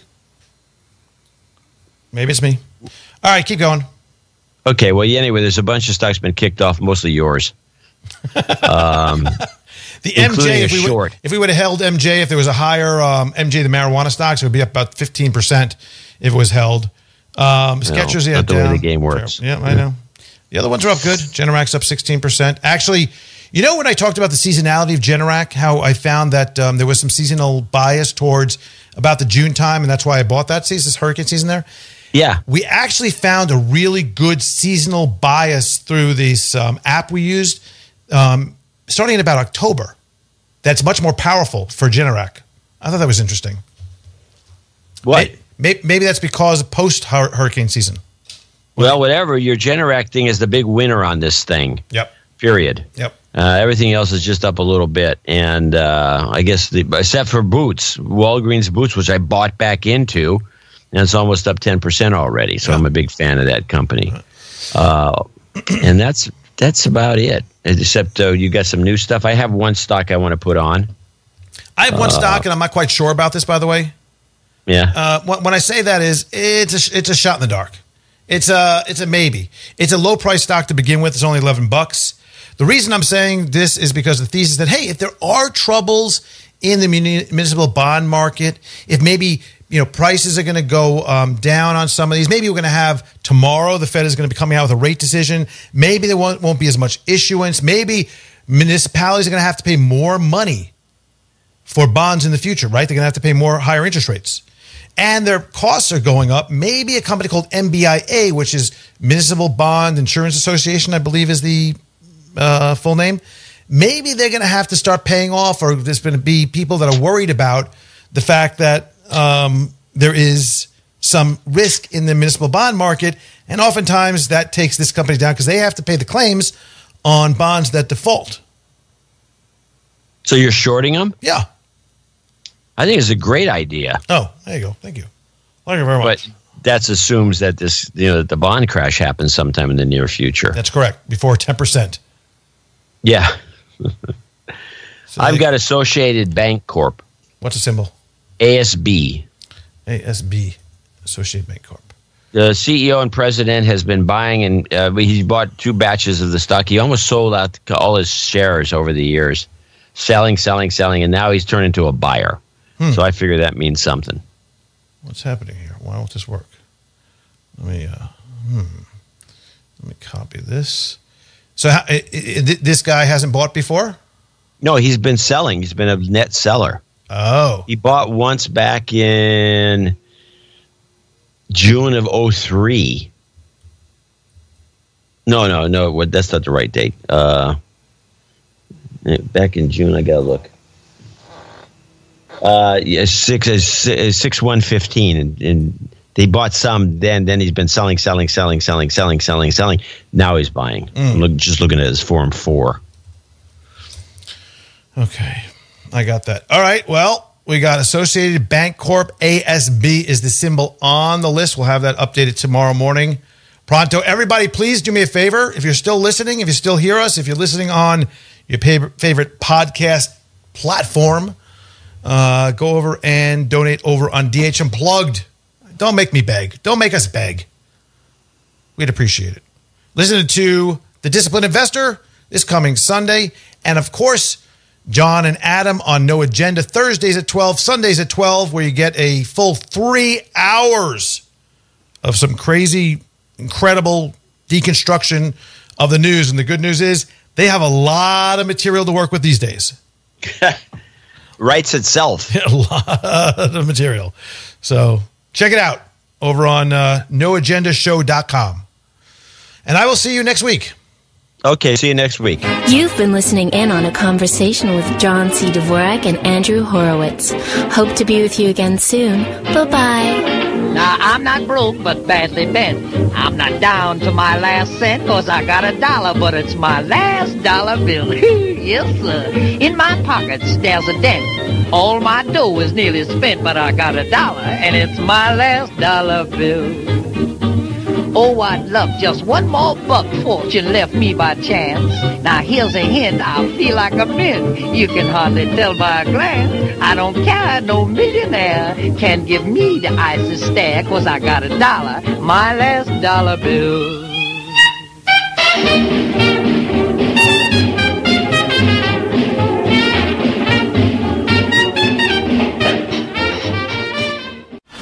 You're listening to NoAgendaStream.com. All talk, no commercials, no agenda. There comes a time when the operation of the machine is so odious that you cannot even tacitly participate. You've got to place your body on the gears, the levers, all the apparatus. You've got to indicate to those who own it and those who run it that unless you are free, the machine will be prevented from working at all. Don't believe the shite. Don't believe the shite. Don't believe the shite. Solar Eye and I, burning bright. We're gonna manipulate the data for your beats tonight. Blazing beats that make provide heat and light. The rhyme's sweet and right. We'll try and keep it tight. We'll rap and sing or write a song, or else we'll waste away. Fact that some things are right or wrong, and there's no shades of grey. Poverty, gotta be fixed today. There's space, the place to say. Fact cat, probably gotta be flayed and properly made to pay. Rise up, rise up. Time to take a side, so make your mind up. Rise up, rise up. Time to take a side. Rise up, rise up. Time to take a side, so make your mind up. Rise up, rise up, rise up. Time to take a side.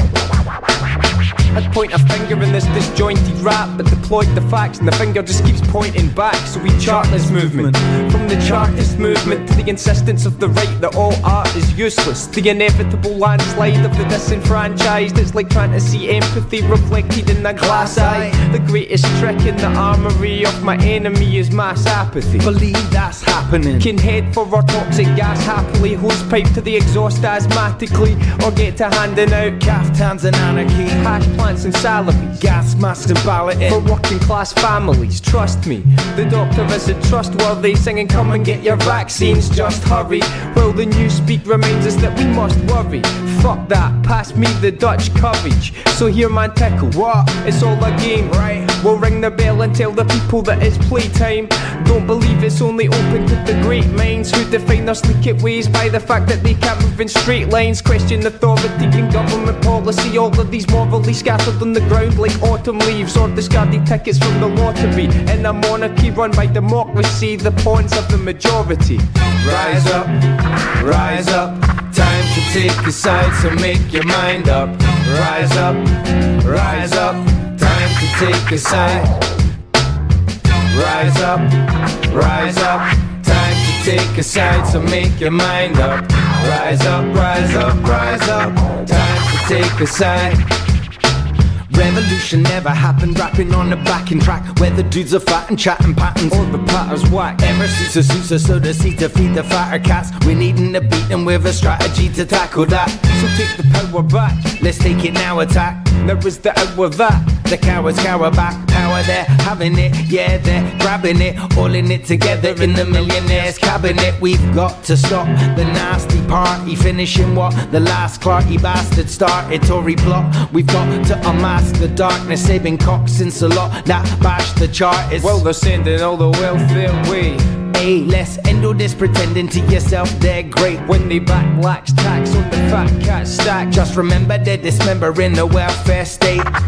Rise up, rise up. Time to take a side, so make your mind up. Rise up, rise up. Time to take a side. Rise up, rise up. Time to take a side, so make your mind up. Rise up, rise up, rise up. Time to take a side. To administer spinners, the sinister crime. Big businesses are in this prime minister's mind. Design system is the innocent menace. This the medicine. Send this menace to prison. I finish his time. Fuck the Tories. Fuck Blue Labour. Fuck news stories. Fuck newspapers. Fuck the Tories. Fuck Blue Labour. Fuck news stories. Fuck newspapers. Rise up, rise up. Time to take a side, so make your mind up. Rise up, rise up. Time to take a side. Rise up, rise up. Time to take a side, so make your mind up. Rise up, rise up, rise up. Time to take a side. We don't need false media. False media. We don't need false media. We don't need false media.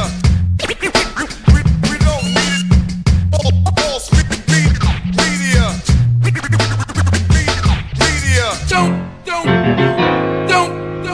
believe. Don't believe. Don't believe. Don't believe.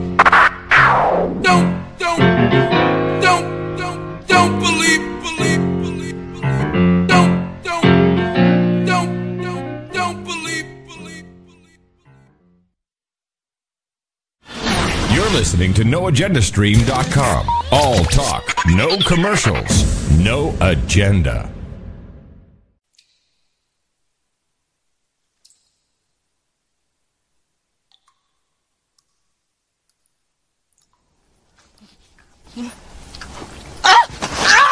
What?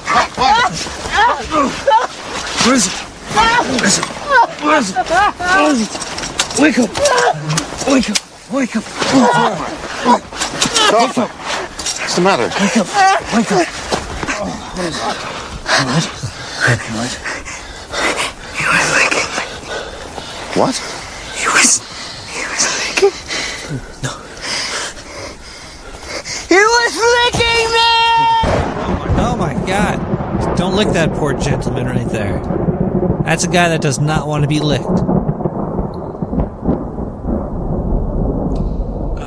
It's a crazy time in the sewers. Let me just start with that. And usually I start the episode by saying, hey, welcome to the sewers of Brooklyn, New York. It's Nick the Rat Radio, episode 145. It's 11 o'clock. It's September 26, 2018. But let me hold on. I need to open a beer real quick because I'm pretty parched.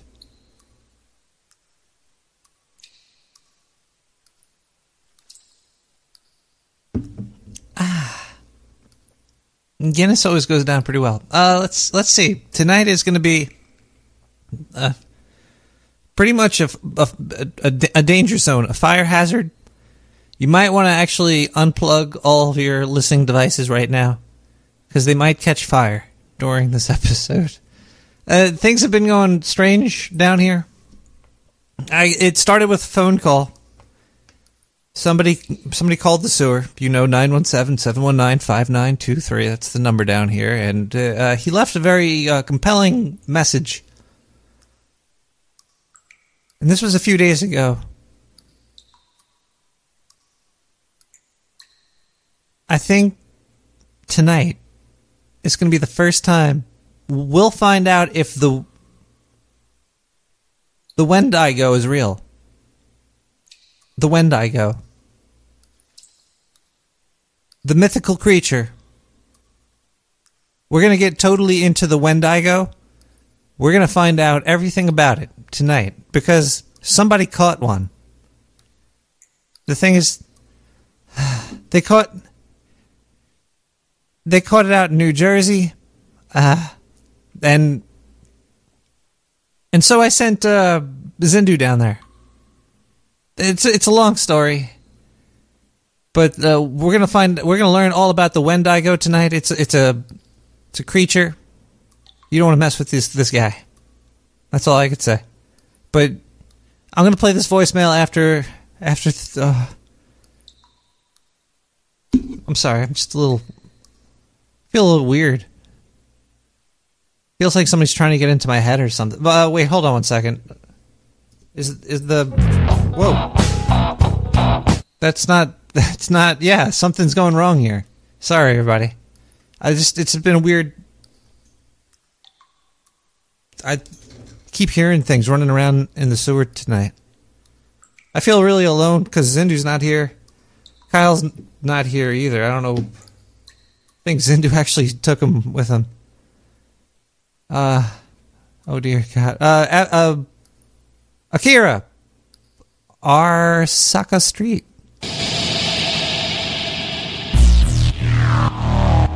Sorry, everybody. We're gonna get back on the. We'll work this all out. We're gonna get through this.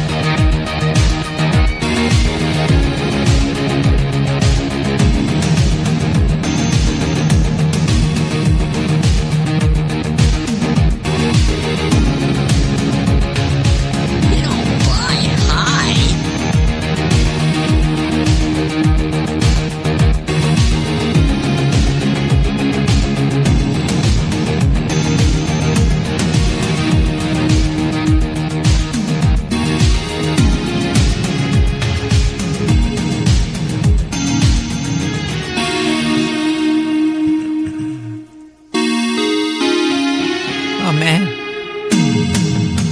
Akira's so good. This is Arasaka Street from the Great Akira. Releasing tracks every week, almost every week. It's crazy. I wanted to play like 4 or 5 more songs of his tonight, but I'm gonna space them out. So let's talk about what's been happening. There's been some jury duty, a bunch of duty and jury going on. I can't talk about it because it's not over yet. But man, I don't know if it's because I play a lot of board games, but these lawyers on both sides seem pretty goddamn stupid. They weren't getting to the point. Let me just say.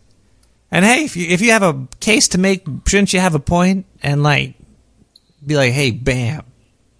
No, both of the lawyers. I want to sue these people now.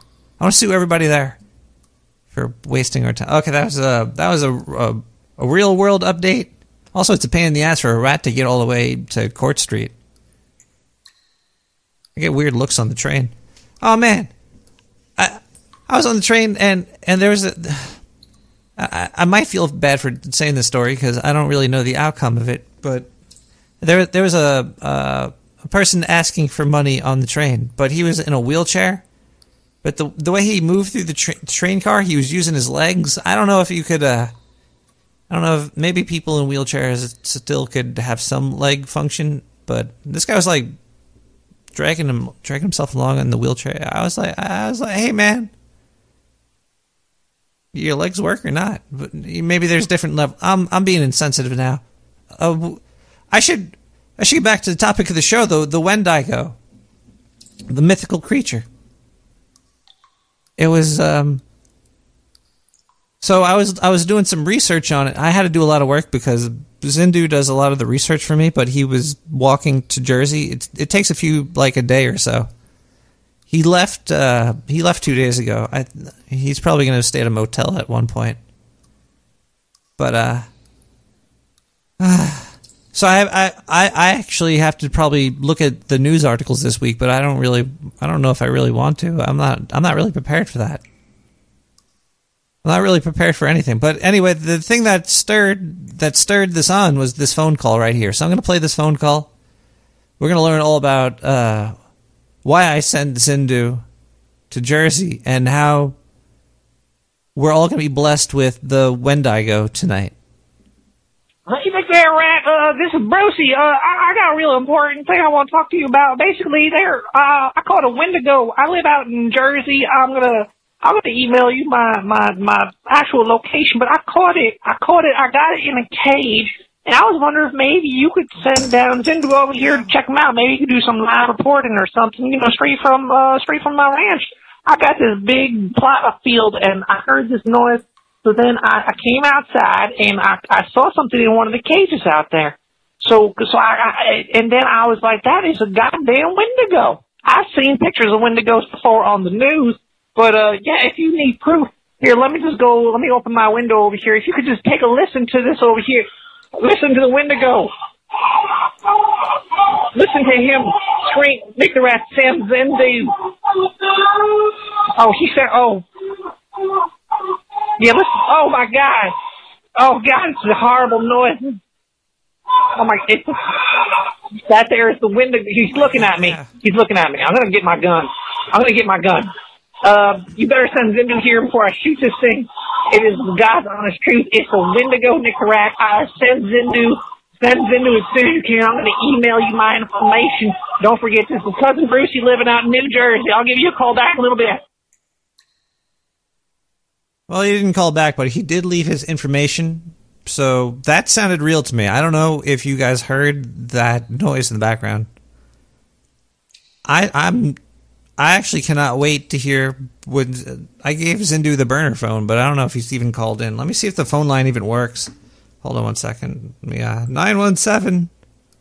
Where's the phone line? Oh, there's the... Okay, 917-719-5923. That's the number, right?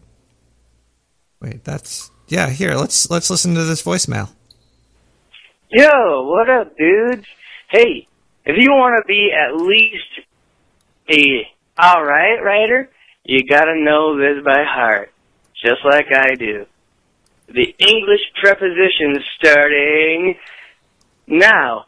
About, above, across, after, against, along, among, around, as, at, before, behind, below, beneath, beside, besides, between, beyond. But, meaning except, by, down, during, except for, from, in, inside, into, like, near, of, off, onto, over, past, since, through, throughout, under, underneath. Yeah! Prepositions, motherfuckers! Yeah! USA! USA! USA! Yeah! Whoa. Depositions, indeed. I don't know if you caught all of that, but if you did, you're probably better off. Let's see. How does Zindu do this? There's a newsreel over here. Jesus. Sorry. Okay. Let's just read the... Let's play just read the headline. Sex assault eyed after turtle is discovered in woman's vagina. Jeez, maybe I should have read through these beforehand. The British expat dead bound and says things she was may have been a victim of sexual assault. Somebody raped her with a turtle. I don't know if I want to read this. How does what?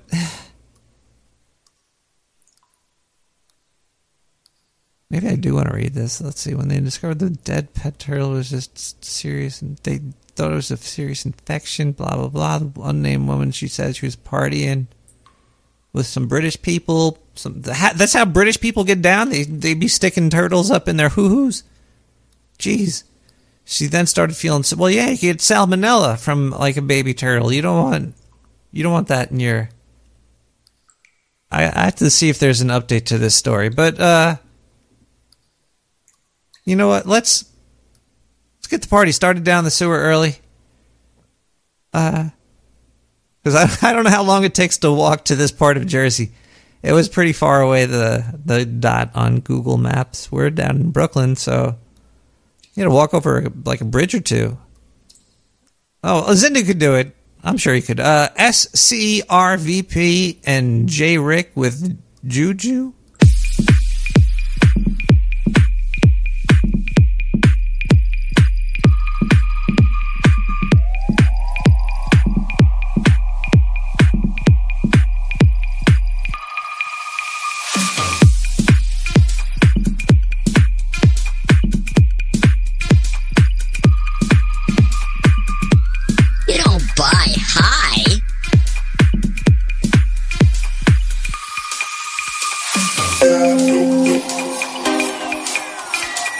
It was actually done by Nick the Rat.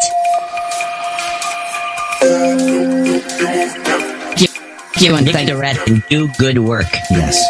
And he can do great work.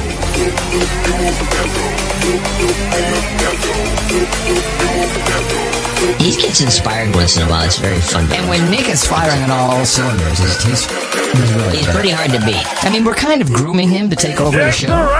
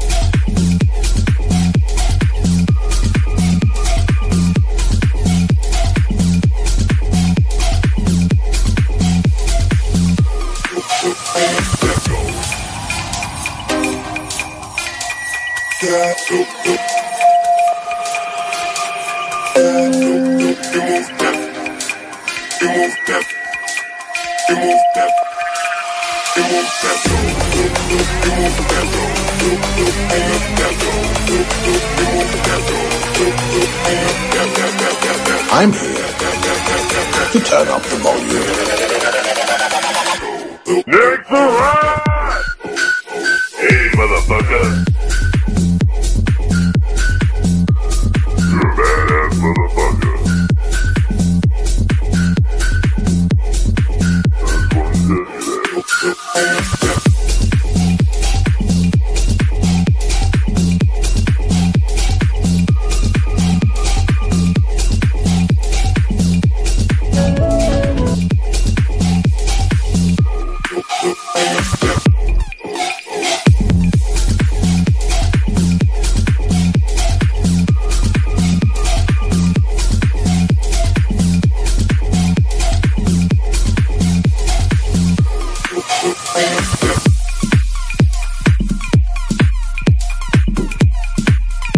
Ever get that feeling of deja vu? About Deja Juju. That's J-U-J-U. By SCRVP and J. Rick. All this music is free on SoundCloud. It should be. It's CC BY. That's how I do the searches for the music. I do the whole... So everything that you hear is 100% free. You could find it on soundcloud.com/NickTheRat/likes or like/NickTheRat. And I have links to it on my website, of course. I have links to everything. My Grindr account is there too. So if you wanna meet up in the city and grind or something, I guess that's there. There's also I have the link to the shop, but Redbubble, it's a horrible layout. I don't know. It's I gotta figure these. The shirt looks decent now though. But yeah, I just want to say thanks to all the supporters, because if it wasn't for people like you, there would be no NTRR radio. That's an extra R. That's NTRRRR. But we're not talking about that right now. Tonight, we're talking about the Wendigos. They're creatures. I think the first time they were theorized or created mentally was by the Indians, the Algonquins, which is weird. I think that's a road in New York somewhere, or a turnpike. Oh, it's of Quebec. Yeah, this is a... Before we do that, we should maybe... Wait. Crap. The phone is acting a little bit strange. It looks like I have a voicemail, but I wanted to pick up the phone because Zindu might call in. Let me just play... That's the number I gave to Zindu. Yeah, I'm sorry, everybody. Yeah, I missed his phone call. Crap. Let's listen in.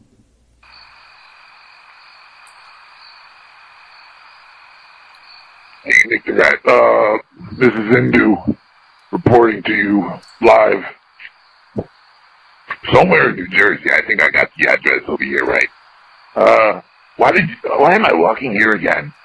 You sure this thing's not dangerous? If I get there and I have to fight this motherfucker.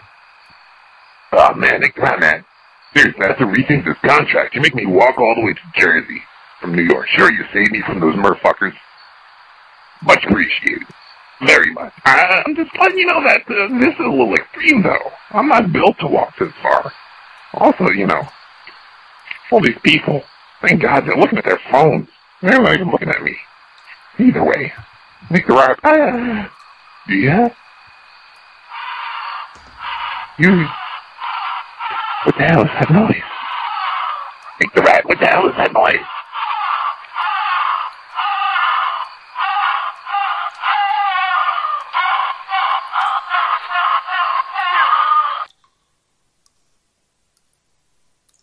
Holy crap. How come... Wait, call back, Sindhu. Call back right now, 917-719-5923. You know the number. That's the number, right? Give it a call back right now. That sounded like it could have been a Wendigo. To me, I don't know. How about... That was weird. I never heard anything like that before in my entire life. Can I just play that one part back? I just want to hear that. Can we rewind that? Who are you? Yeah, just hit the button. Whoever you are. Yeah, play that back again. I just want to hear the end. You could skip to the end. No, that's the beginning. Skip to the end.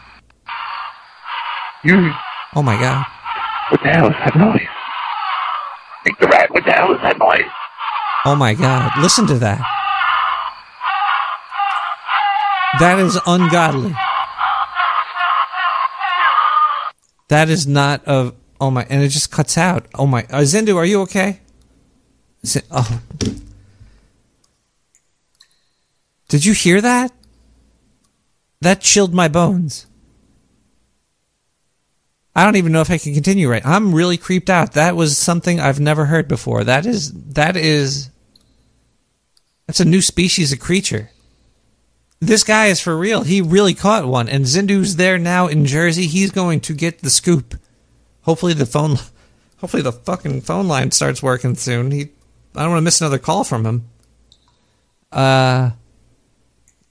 Maybe we should cut to another song so I could check the phone line out.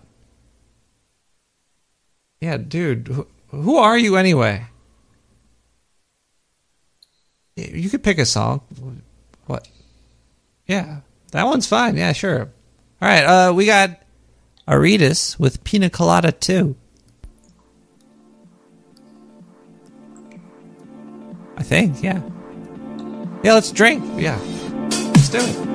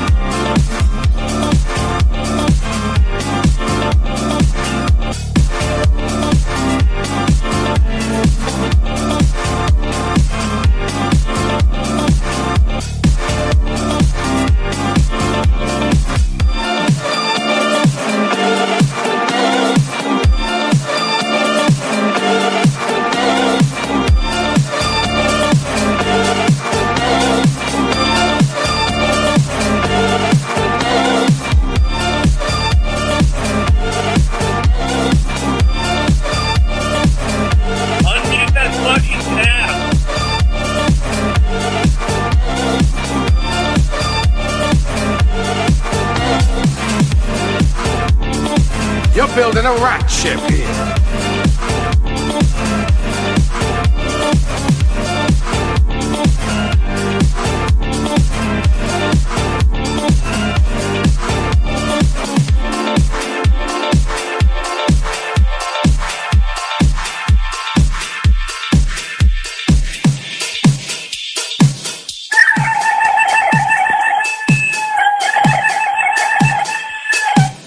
That was Aretas with Pina Colada 2. I wonder what Pina Colada 1 sounded like, or tasted like, or felt like, or smelled like, or something like. So yeah, I don't know where Zindu is right now. He's somewhere in Jersey. I should have put a tracker on him too. We'll probably open up the phone lines in a little bit. If you know anything about the Algonquin people or Wendigos, give a call in. Let's see here. We got wait a minute. Let's see if the phone line's open. 917-719-5923. Is this the phone line? Cheers. Cheers, motherfucker. Yeah.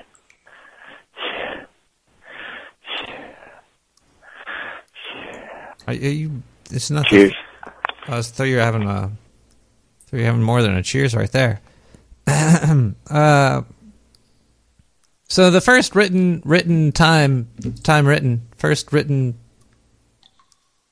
wait, no, that wasn't even it. There was another thing from before then. Well, let's read something that somebody wrote. Robert A. Brightman, he wrote this little paragraph about what a Wendigo is. The noun Wendigo refers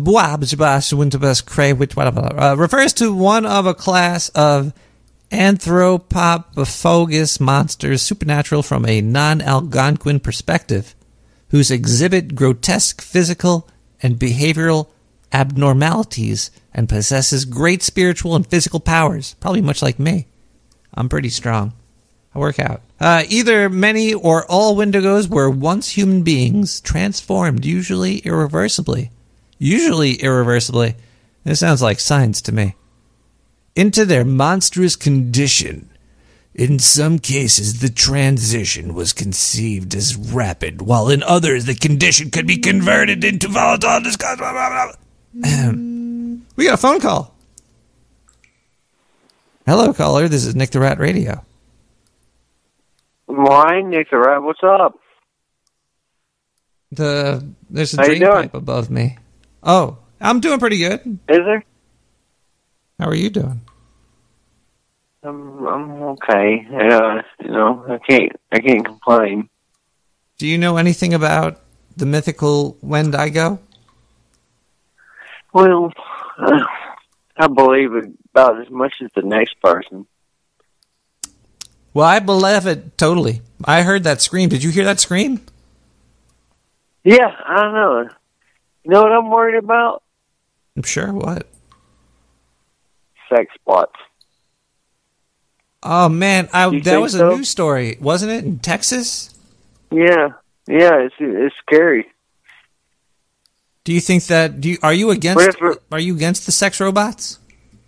What if the robots just start having sex with us and start raping us? Oh, my God. That's going to be horrible. Are you in Texas, sir? Wouldn't that be horrible? Are you in Texas? I'm close enough. I'm in Arkansas. They could spread over. They could maybe because I have seen these robots by oh DARPA. My God! Like the yeah, and they're gonna shape them like the animals, and instead of having animal, it'd be just like Westworld. They're gonna it's gonna be pretty much. It's gonna be but like oh God! But all the robots are gonna be raping us, and we're gonna have to hide behind rocks. Oh my God! That's probably what Westworld's about. Probably all the humans in Westworld are robots too.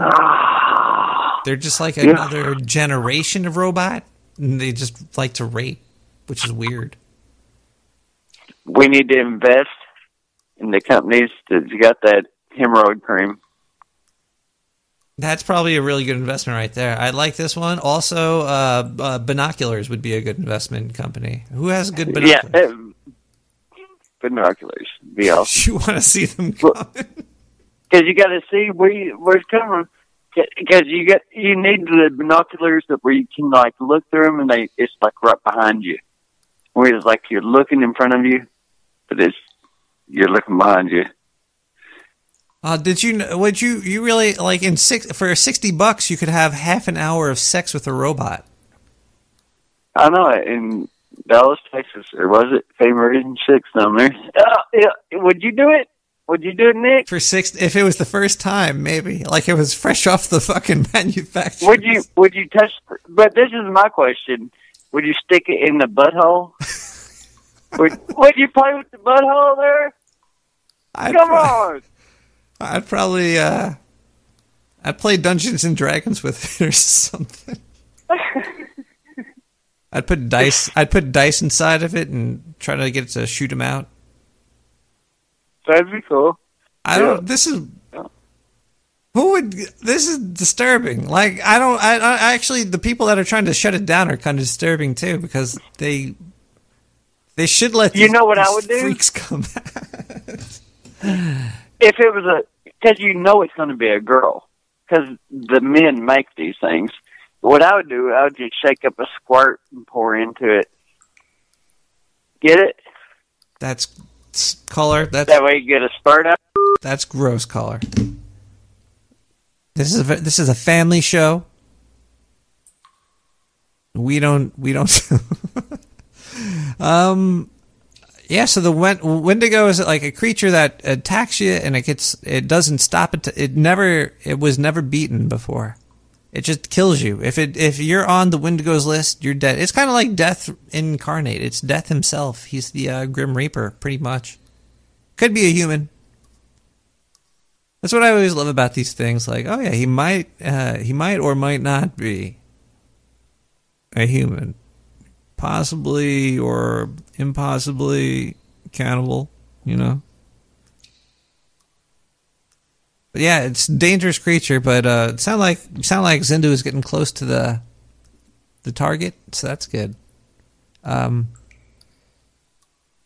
Do I have anything else to add in right? I don't even know where we are in the show right now. This whole news thing not existing anymore is strange. I miss him. We should play. Wait, what is this? You left another voicemail? Really? We missed it. Sorry, the last caller, you called in when Zindu called in, and you messed it up. This is bad. He sounded like he was close to... I gotta get another phone line over here. Alright, Nick the Rat. Look, if you ever want me to come out to Jersey again, you're gonna have to give me more money than this. This place smells funny, but, I'm really close to the creature now. I can see its claws. It's got claws. Whoa. It's got long, like, 2 long legs. They're kind of like a little stubbly looking, but they're long. It looks kind of like a lady's legs. They're kind of furry though. And we go up. Let's see. Is that a woman wearing a potato sack? Hold on a second. What? A woman? It's got feathers attached to it, but A it woman kind of wearing looks a like potato sack? Nick the Rat, what the hell is... Oh my god, what the hell is that? You said a potato sack? It's got horns. What? There's horns growing out of it. Oh. Two voluptuous horns right on the chest of this creature. Oh my god. It's like it's dancing in the mud. It's just like a little mud pit out here. I don't even see a cage or anything. It's that god-awful sound. It's god-awful. It's not that... I'm sorry I had to leave the news to you. I had to walk here. It took me a few days. That's fine, Zindu. Don't worry about that. Look at the... It looks like it's coming over here. Oh, God. Let me hide. Oh, my God. Protect yourself. It's making a lot of the screaming, but it might not have a mouth. How scary would that be? I have a mouth, but I can't scream right now because I don't want the attention of that thing. Oh. Yeah, I'll be right back. Zindu going into hiding. What the... That was creepy. Oh my god. Zindu, I need you back for the news. You can't just disappear, man. Otherwise, I'm going to start talking about stuff that I like. Like, did you ever want to have like a block party that was like medieval based, like kind of like a Ren fair on your own street corner? I think that would be fun. So if you want to throw a Ren fair on your street corner, you should listen to Nick the Rat Radio, because you could just blast this song and basically you'll think you're doing that. This is Perry Tune, Deep Woods 3. Get a mug, grab a turkey leg. Watch out for the wind goes.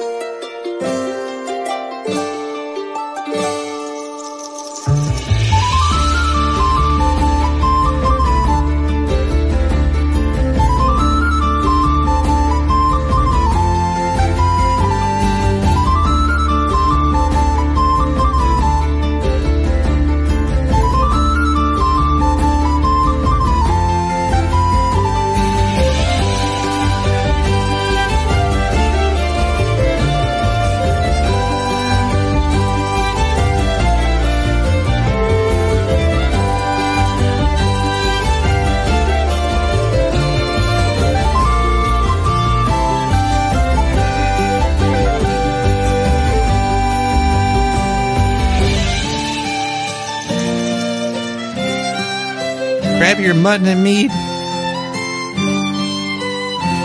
Put on a cloak. Throw up some lanterns around the block. Wenches, too. Don't forget the wenches and beer. That's the problem with block parties. You can't have alcohol. So then, wouldn't it be weird? Like, wouldn't life be cool if you could just do whatever you wanted to do? Hey, ho. Yeah, that was Perry Toon Deep Woods 3. They keep you down. The man keeps you down with, by not letting you drink in the streets or smoking or getting naked and running around and going crazy. Maybe it's a good thing. I don't know. It's probably a good thing. Welcome back to Nick the Rat Radio, everybody. It's almost midnight in the sewers, but it's not there quite yet. We're learning about the Wendigos. Weed block parties? That sounds good. Oh, man, I'm getting distracted too easily because the beer is so good. I hope Zindu's okay. He sounded okay. Maybe we should do some news, right? We looked at Texas and having all that weird sexual things there. What else do we got over here? What the hell is this one? All right, I should have did more research into this, but let's just read the headline right here. The Earth is wobbling more than it should, and humans are likely the cause. How the hell? No way. This is ridiculous. Let's look at the last paragraph here, because that's all you really need to... Actually, we should look at the comments. Are there comments? Mass was not lost. The water has simply moved from ice to liquid form in the oceans. Mass is the same on the planet and likely better distributed.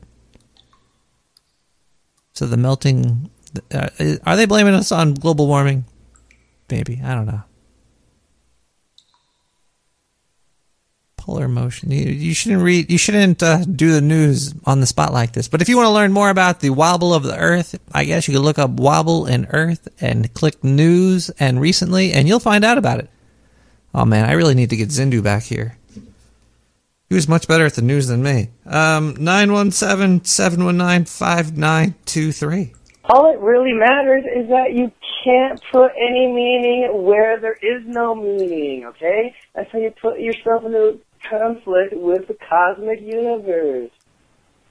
Oh, hey, Nick, how's it going? Hey, you know what the difference is between a chickpea and a garbanzo bean? No. I've never had a garbanzo bean on my chest or face before.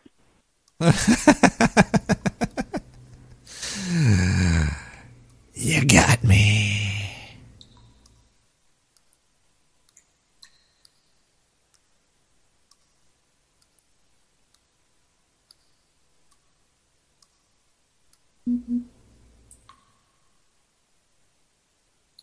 Do you want to go for a ride? Then call yourself a cab. It's time for Nick the Rat Radio, only on the Dark Sewer Network.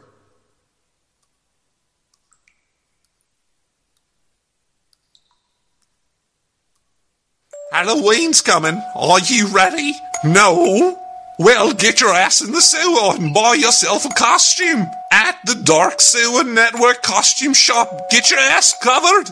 We got 2017's best costumes available, including newspaper mummy, pizza slice burn victim, real poo shit monster, metal pipe tin man, and cardboard box robots, and more and more and more. All the costumes are made right here in the USA, and none of them cost more than $69.99. So come on down to the DSN costume shop, and don't forget, Halloween's coming.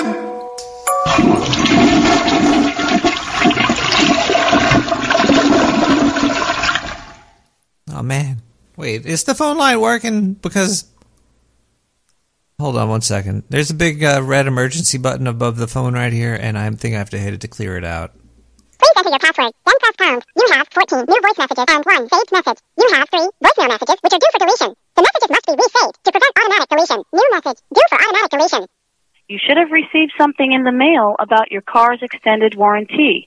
Message marked for deletion. New message, due for automatic deletion. Hey, Nick, during that last commercial break with all the dancing and all the music, everybody on this game that y'all hate, Fortnite and stuff, was all listening to it, and everybody was fighting each other, and they just stopped fighting and started dancing. That's kind of cool, isn't it? You know? We need more love in the world, Nick. Why y'all gotta hate? To replay this message, press 1. To delete message marked for deletion. New message. Due for automatic deletion. Hey, is this Holocaust now, Howard? All right, I'll call back when you're not busy. I got some stuff for the night. To replay this message, press 1. Message marked for deletion. New message. Recently, we received information regarding your request for help with chronic pain. If you're still suffering from chronic pain, you may qualify for a medical-grade back or knee brace that may be covered by your insurance. Message marked for deletion. New message. Internal Revenue Service. The matter at the hand is extremely time-sensitive and urgent. We have been trying to reach you, and the reason of this call is to inform you that IRS is filing a lawsuit against you.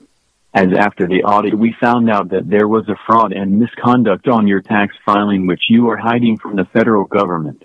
This needs to be rectified immediately.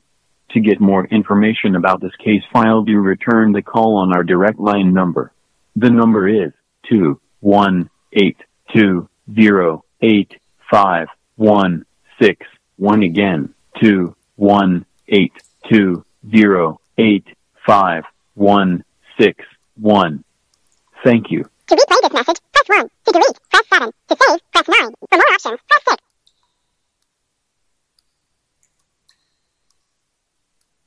All right, well, that seems to clear that out. Hold on one second here. 1, 2, 3, 4.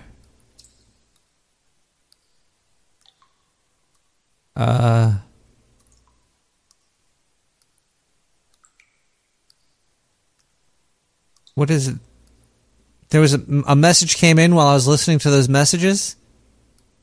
Oh, Jesus. This is not good. Like, come on. We're on the tail of a real-life Wendigo.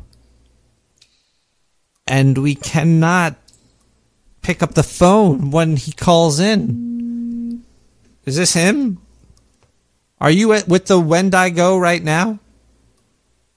No, but I'm looking at my files, and it looks like you need auto insurance. I think you need to buy some auto insurance.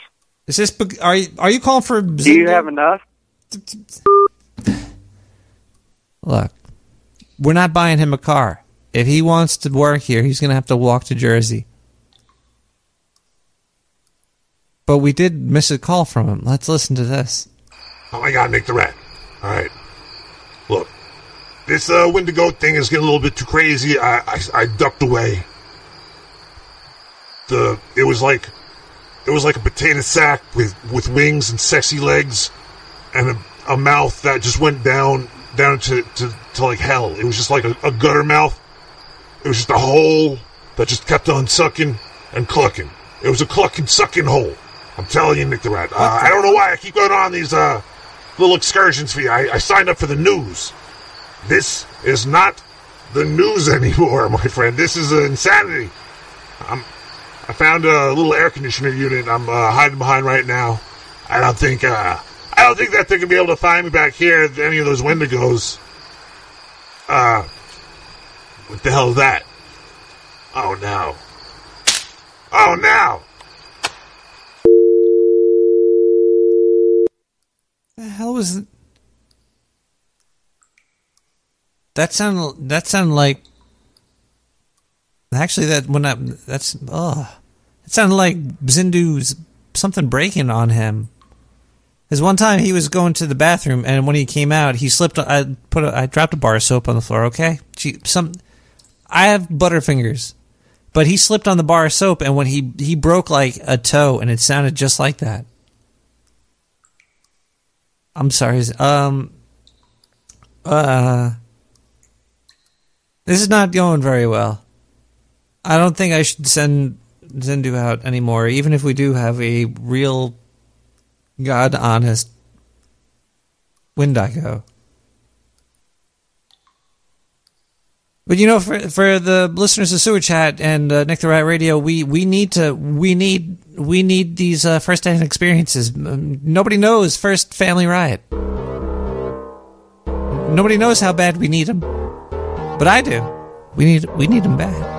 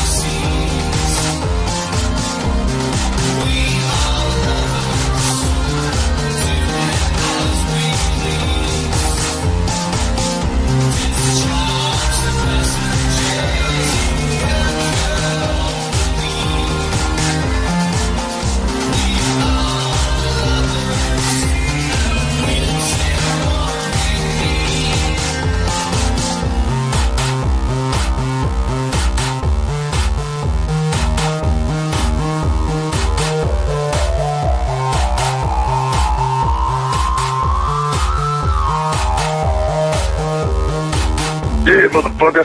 I thought I told you one time, I'll tell you 16 times. Stop blasting that monkey bullshit up from the sewer. You trampling my HS signal down in Mexico. I can't get my slave labor toast made. I can't get my signal down there because you trampling my motherfucking signal. I can hear that shit coming up through my...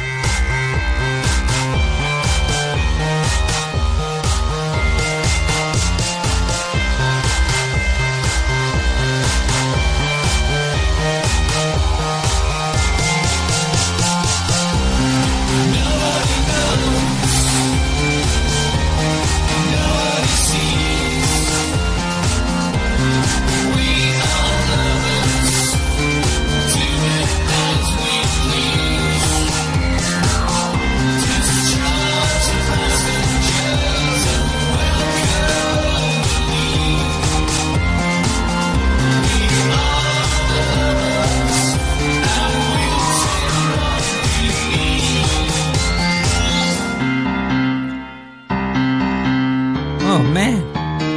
Nobody knows. First, Family Riot. That's a good song right there. Oh, man. Oh, it looks like we just got a gas blast in. Those are fun. If you email me at nick@nicktherat.com, not nicktheratradio.com, nicktherat.com, and you make the title Gas Blast, I might read it during the show, and you just have to send a little message. I won't read your address, but I will read whatever's in the body. just the body, though. I'm a body person. I'm more about the body than the title, I guess. So let me just quickly open up my mailbox over here. nick@nicktherat.com. It looks like we do have one. We have a gas blast. This just came in. It's kind of still steamy. Howdy, Nickaroony. Nickaroony. Is this Flanders or something? I don't think you should be going around tempting the devil. You do know Wendigos are devils. They are evil. Almost the most evil thing in the world. I know they're pretty bad. They kill people. They eat them. They might be people. They might be like cannibals. They might be ravenous. Once you got a Wendigo on your back, you don't have much choice but to roll over and give up.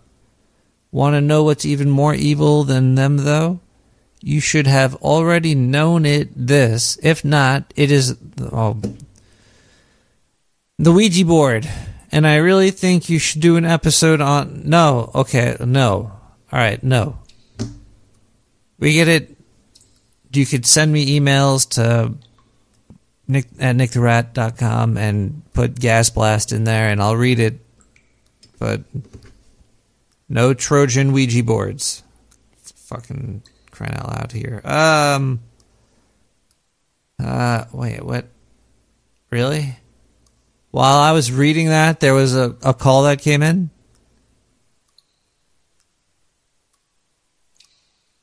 Are you serious? What the hell? Yeah, that call just came... That was from Zindu's phone. Can we play that? Oh, damn, we're so close.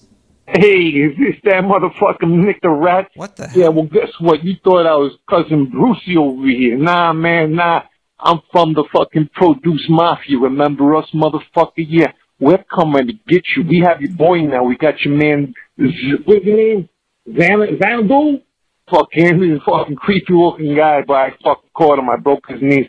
You thought this was cousin Brucey in Jersey. Nah. This is Broccoli Barry, Produce Mafia, motherfucker. You want to see this guy again? You gotta give me all your sewer coins, and don't talk to my wife no more. All right, look, I had her dressing up like a big ass fucking bird, walking around the front yard, caught that motherfucking alien, motherfucker. Oh man, I'm getting paid. Yo, honey, we're getting paid over here. Oh, fuck you, Nick the Rat, you piece of shit. What the hell? The Produce Mafia? The Wendigo was a trap. It was a trap. They have... Oh, no. Oh, man. Oh, no. Oh, no. I thought I was done with the Produce Mafia. I thought Oh. The old switcheroony, right? Yeah. Oh, okay, sure. Wendigo, it's actually my wife, and now I got your newsreader. I don't need a newsreader. Look, I got good news right here. Weight Watchers is no longer Weight Watchers. They're going to be called WW. Really? This is the news? How does Zindu do? He does a pretty good job every week. I've heard it. He does a pretty good job. I'm looking at the newsreader and I'm getting crap. Wait, no. Wait, I don't need Zindu. Here we go. Dunkin' Donuts in January is now just Dunkin'. Really? This is not news. This is ridiculous. So we got Dunkin' and WW. I hope they put a WW next to Dunkin', and then they put a dot something at the end of that. Oh man. It's Midnight in the Sewers, everybody. Thank you for joining me on our quest to learn about Wendikos and how people could use them to steal your newsreader. I can't believe that the Produce Mafia are back. This is ridiculous. I'm going to have to do something about this. They have him. We live in crazy times, people. Podcasters are having their newsreaders abducted. They're walking over state lines looking for cryptozoologistical creatures, and they're getting just abducted by the Produce Mafia. This isn't... But it is Midnight in the Sewer right now, and that puts me in the mood by Universal Brothers. Yeah. Oh. Always now. You know what's coming. Yeah.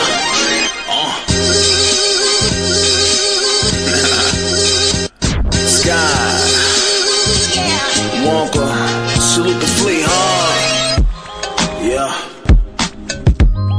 Always for the new earth, yo. Smooth it to the groove, you know what I'm saying? Keep it lighthearted, baby. Hey, yeah. Retro dope. It's in the quiet taste, it's on you. Chillin' here groovin'. Yo, smooth. Anita Baker, red skyscraper. Kid Omega Ruby, much flavor, jelly belly. Chewin' tutti fruity, moving through the city. Groovy, keep it stellar coolie. Daddy drippin' heavy, it's a movie, baby. Gotta love him, heal insanity. Never flaky, funky focus, that be so amazing. Get it poppin', Willie Will, out of Scotland. Saw the shaman when we got the rapping. Yo, what's happening? Hey, all perfection. Moving through, ride the wave, fly united, keep it real in peace. And be out of title, futuristic, rep the light amongst the skyliners. All smoke and mirrors. Break the set like fine China, mouth master, rock with Cobra, orthodontist, Dr. Mindbender, magician. Microphone prescription if you take a listen, pimpin'. Hey, pumpin' lovin'. Through the speakers in a stellar, speaking cold like language. Mr. Morrison, co-signing, cousin class clowning. More present, no judgment, it's a self-hatred. When you play it like a master, keep it lighthearted when we sparking on. Yeah, lighthearted when we sparking, baby. Yo, forever for the new earth, you dig. Hey, you know what I'm saying? Steady, stellar. Yo, salute the fleet one time. Hey, yo. We up in here. Chill. Always. Just come through with us, you know where we at. 144,000 on the ground. What up? Yeah. Yo.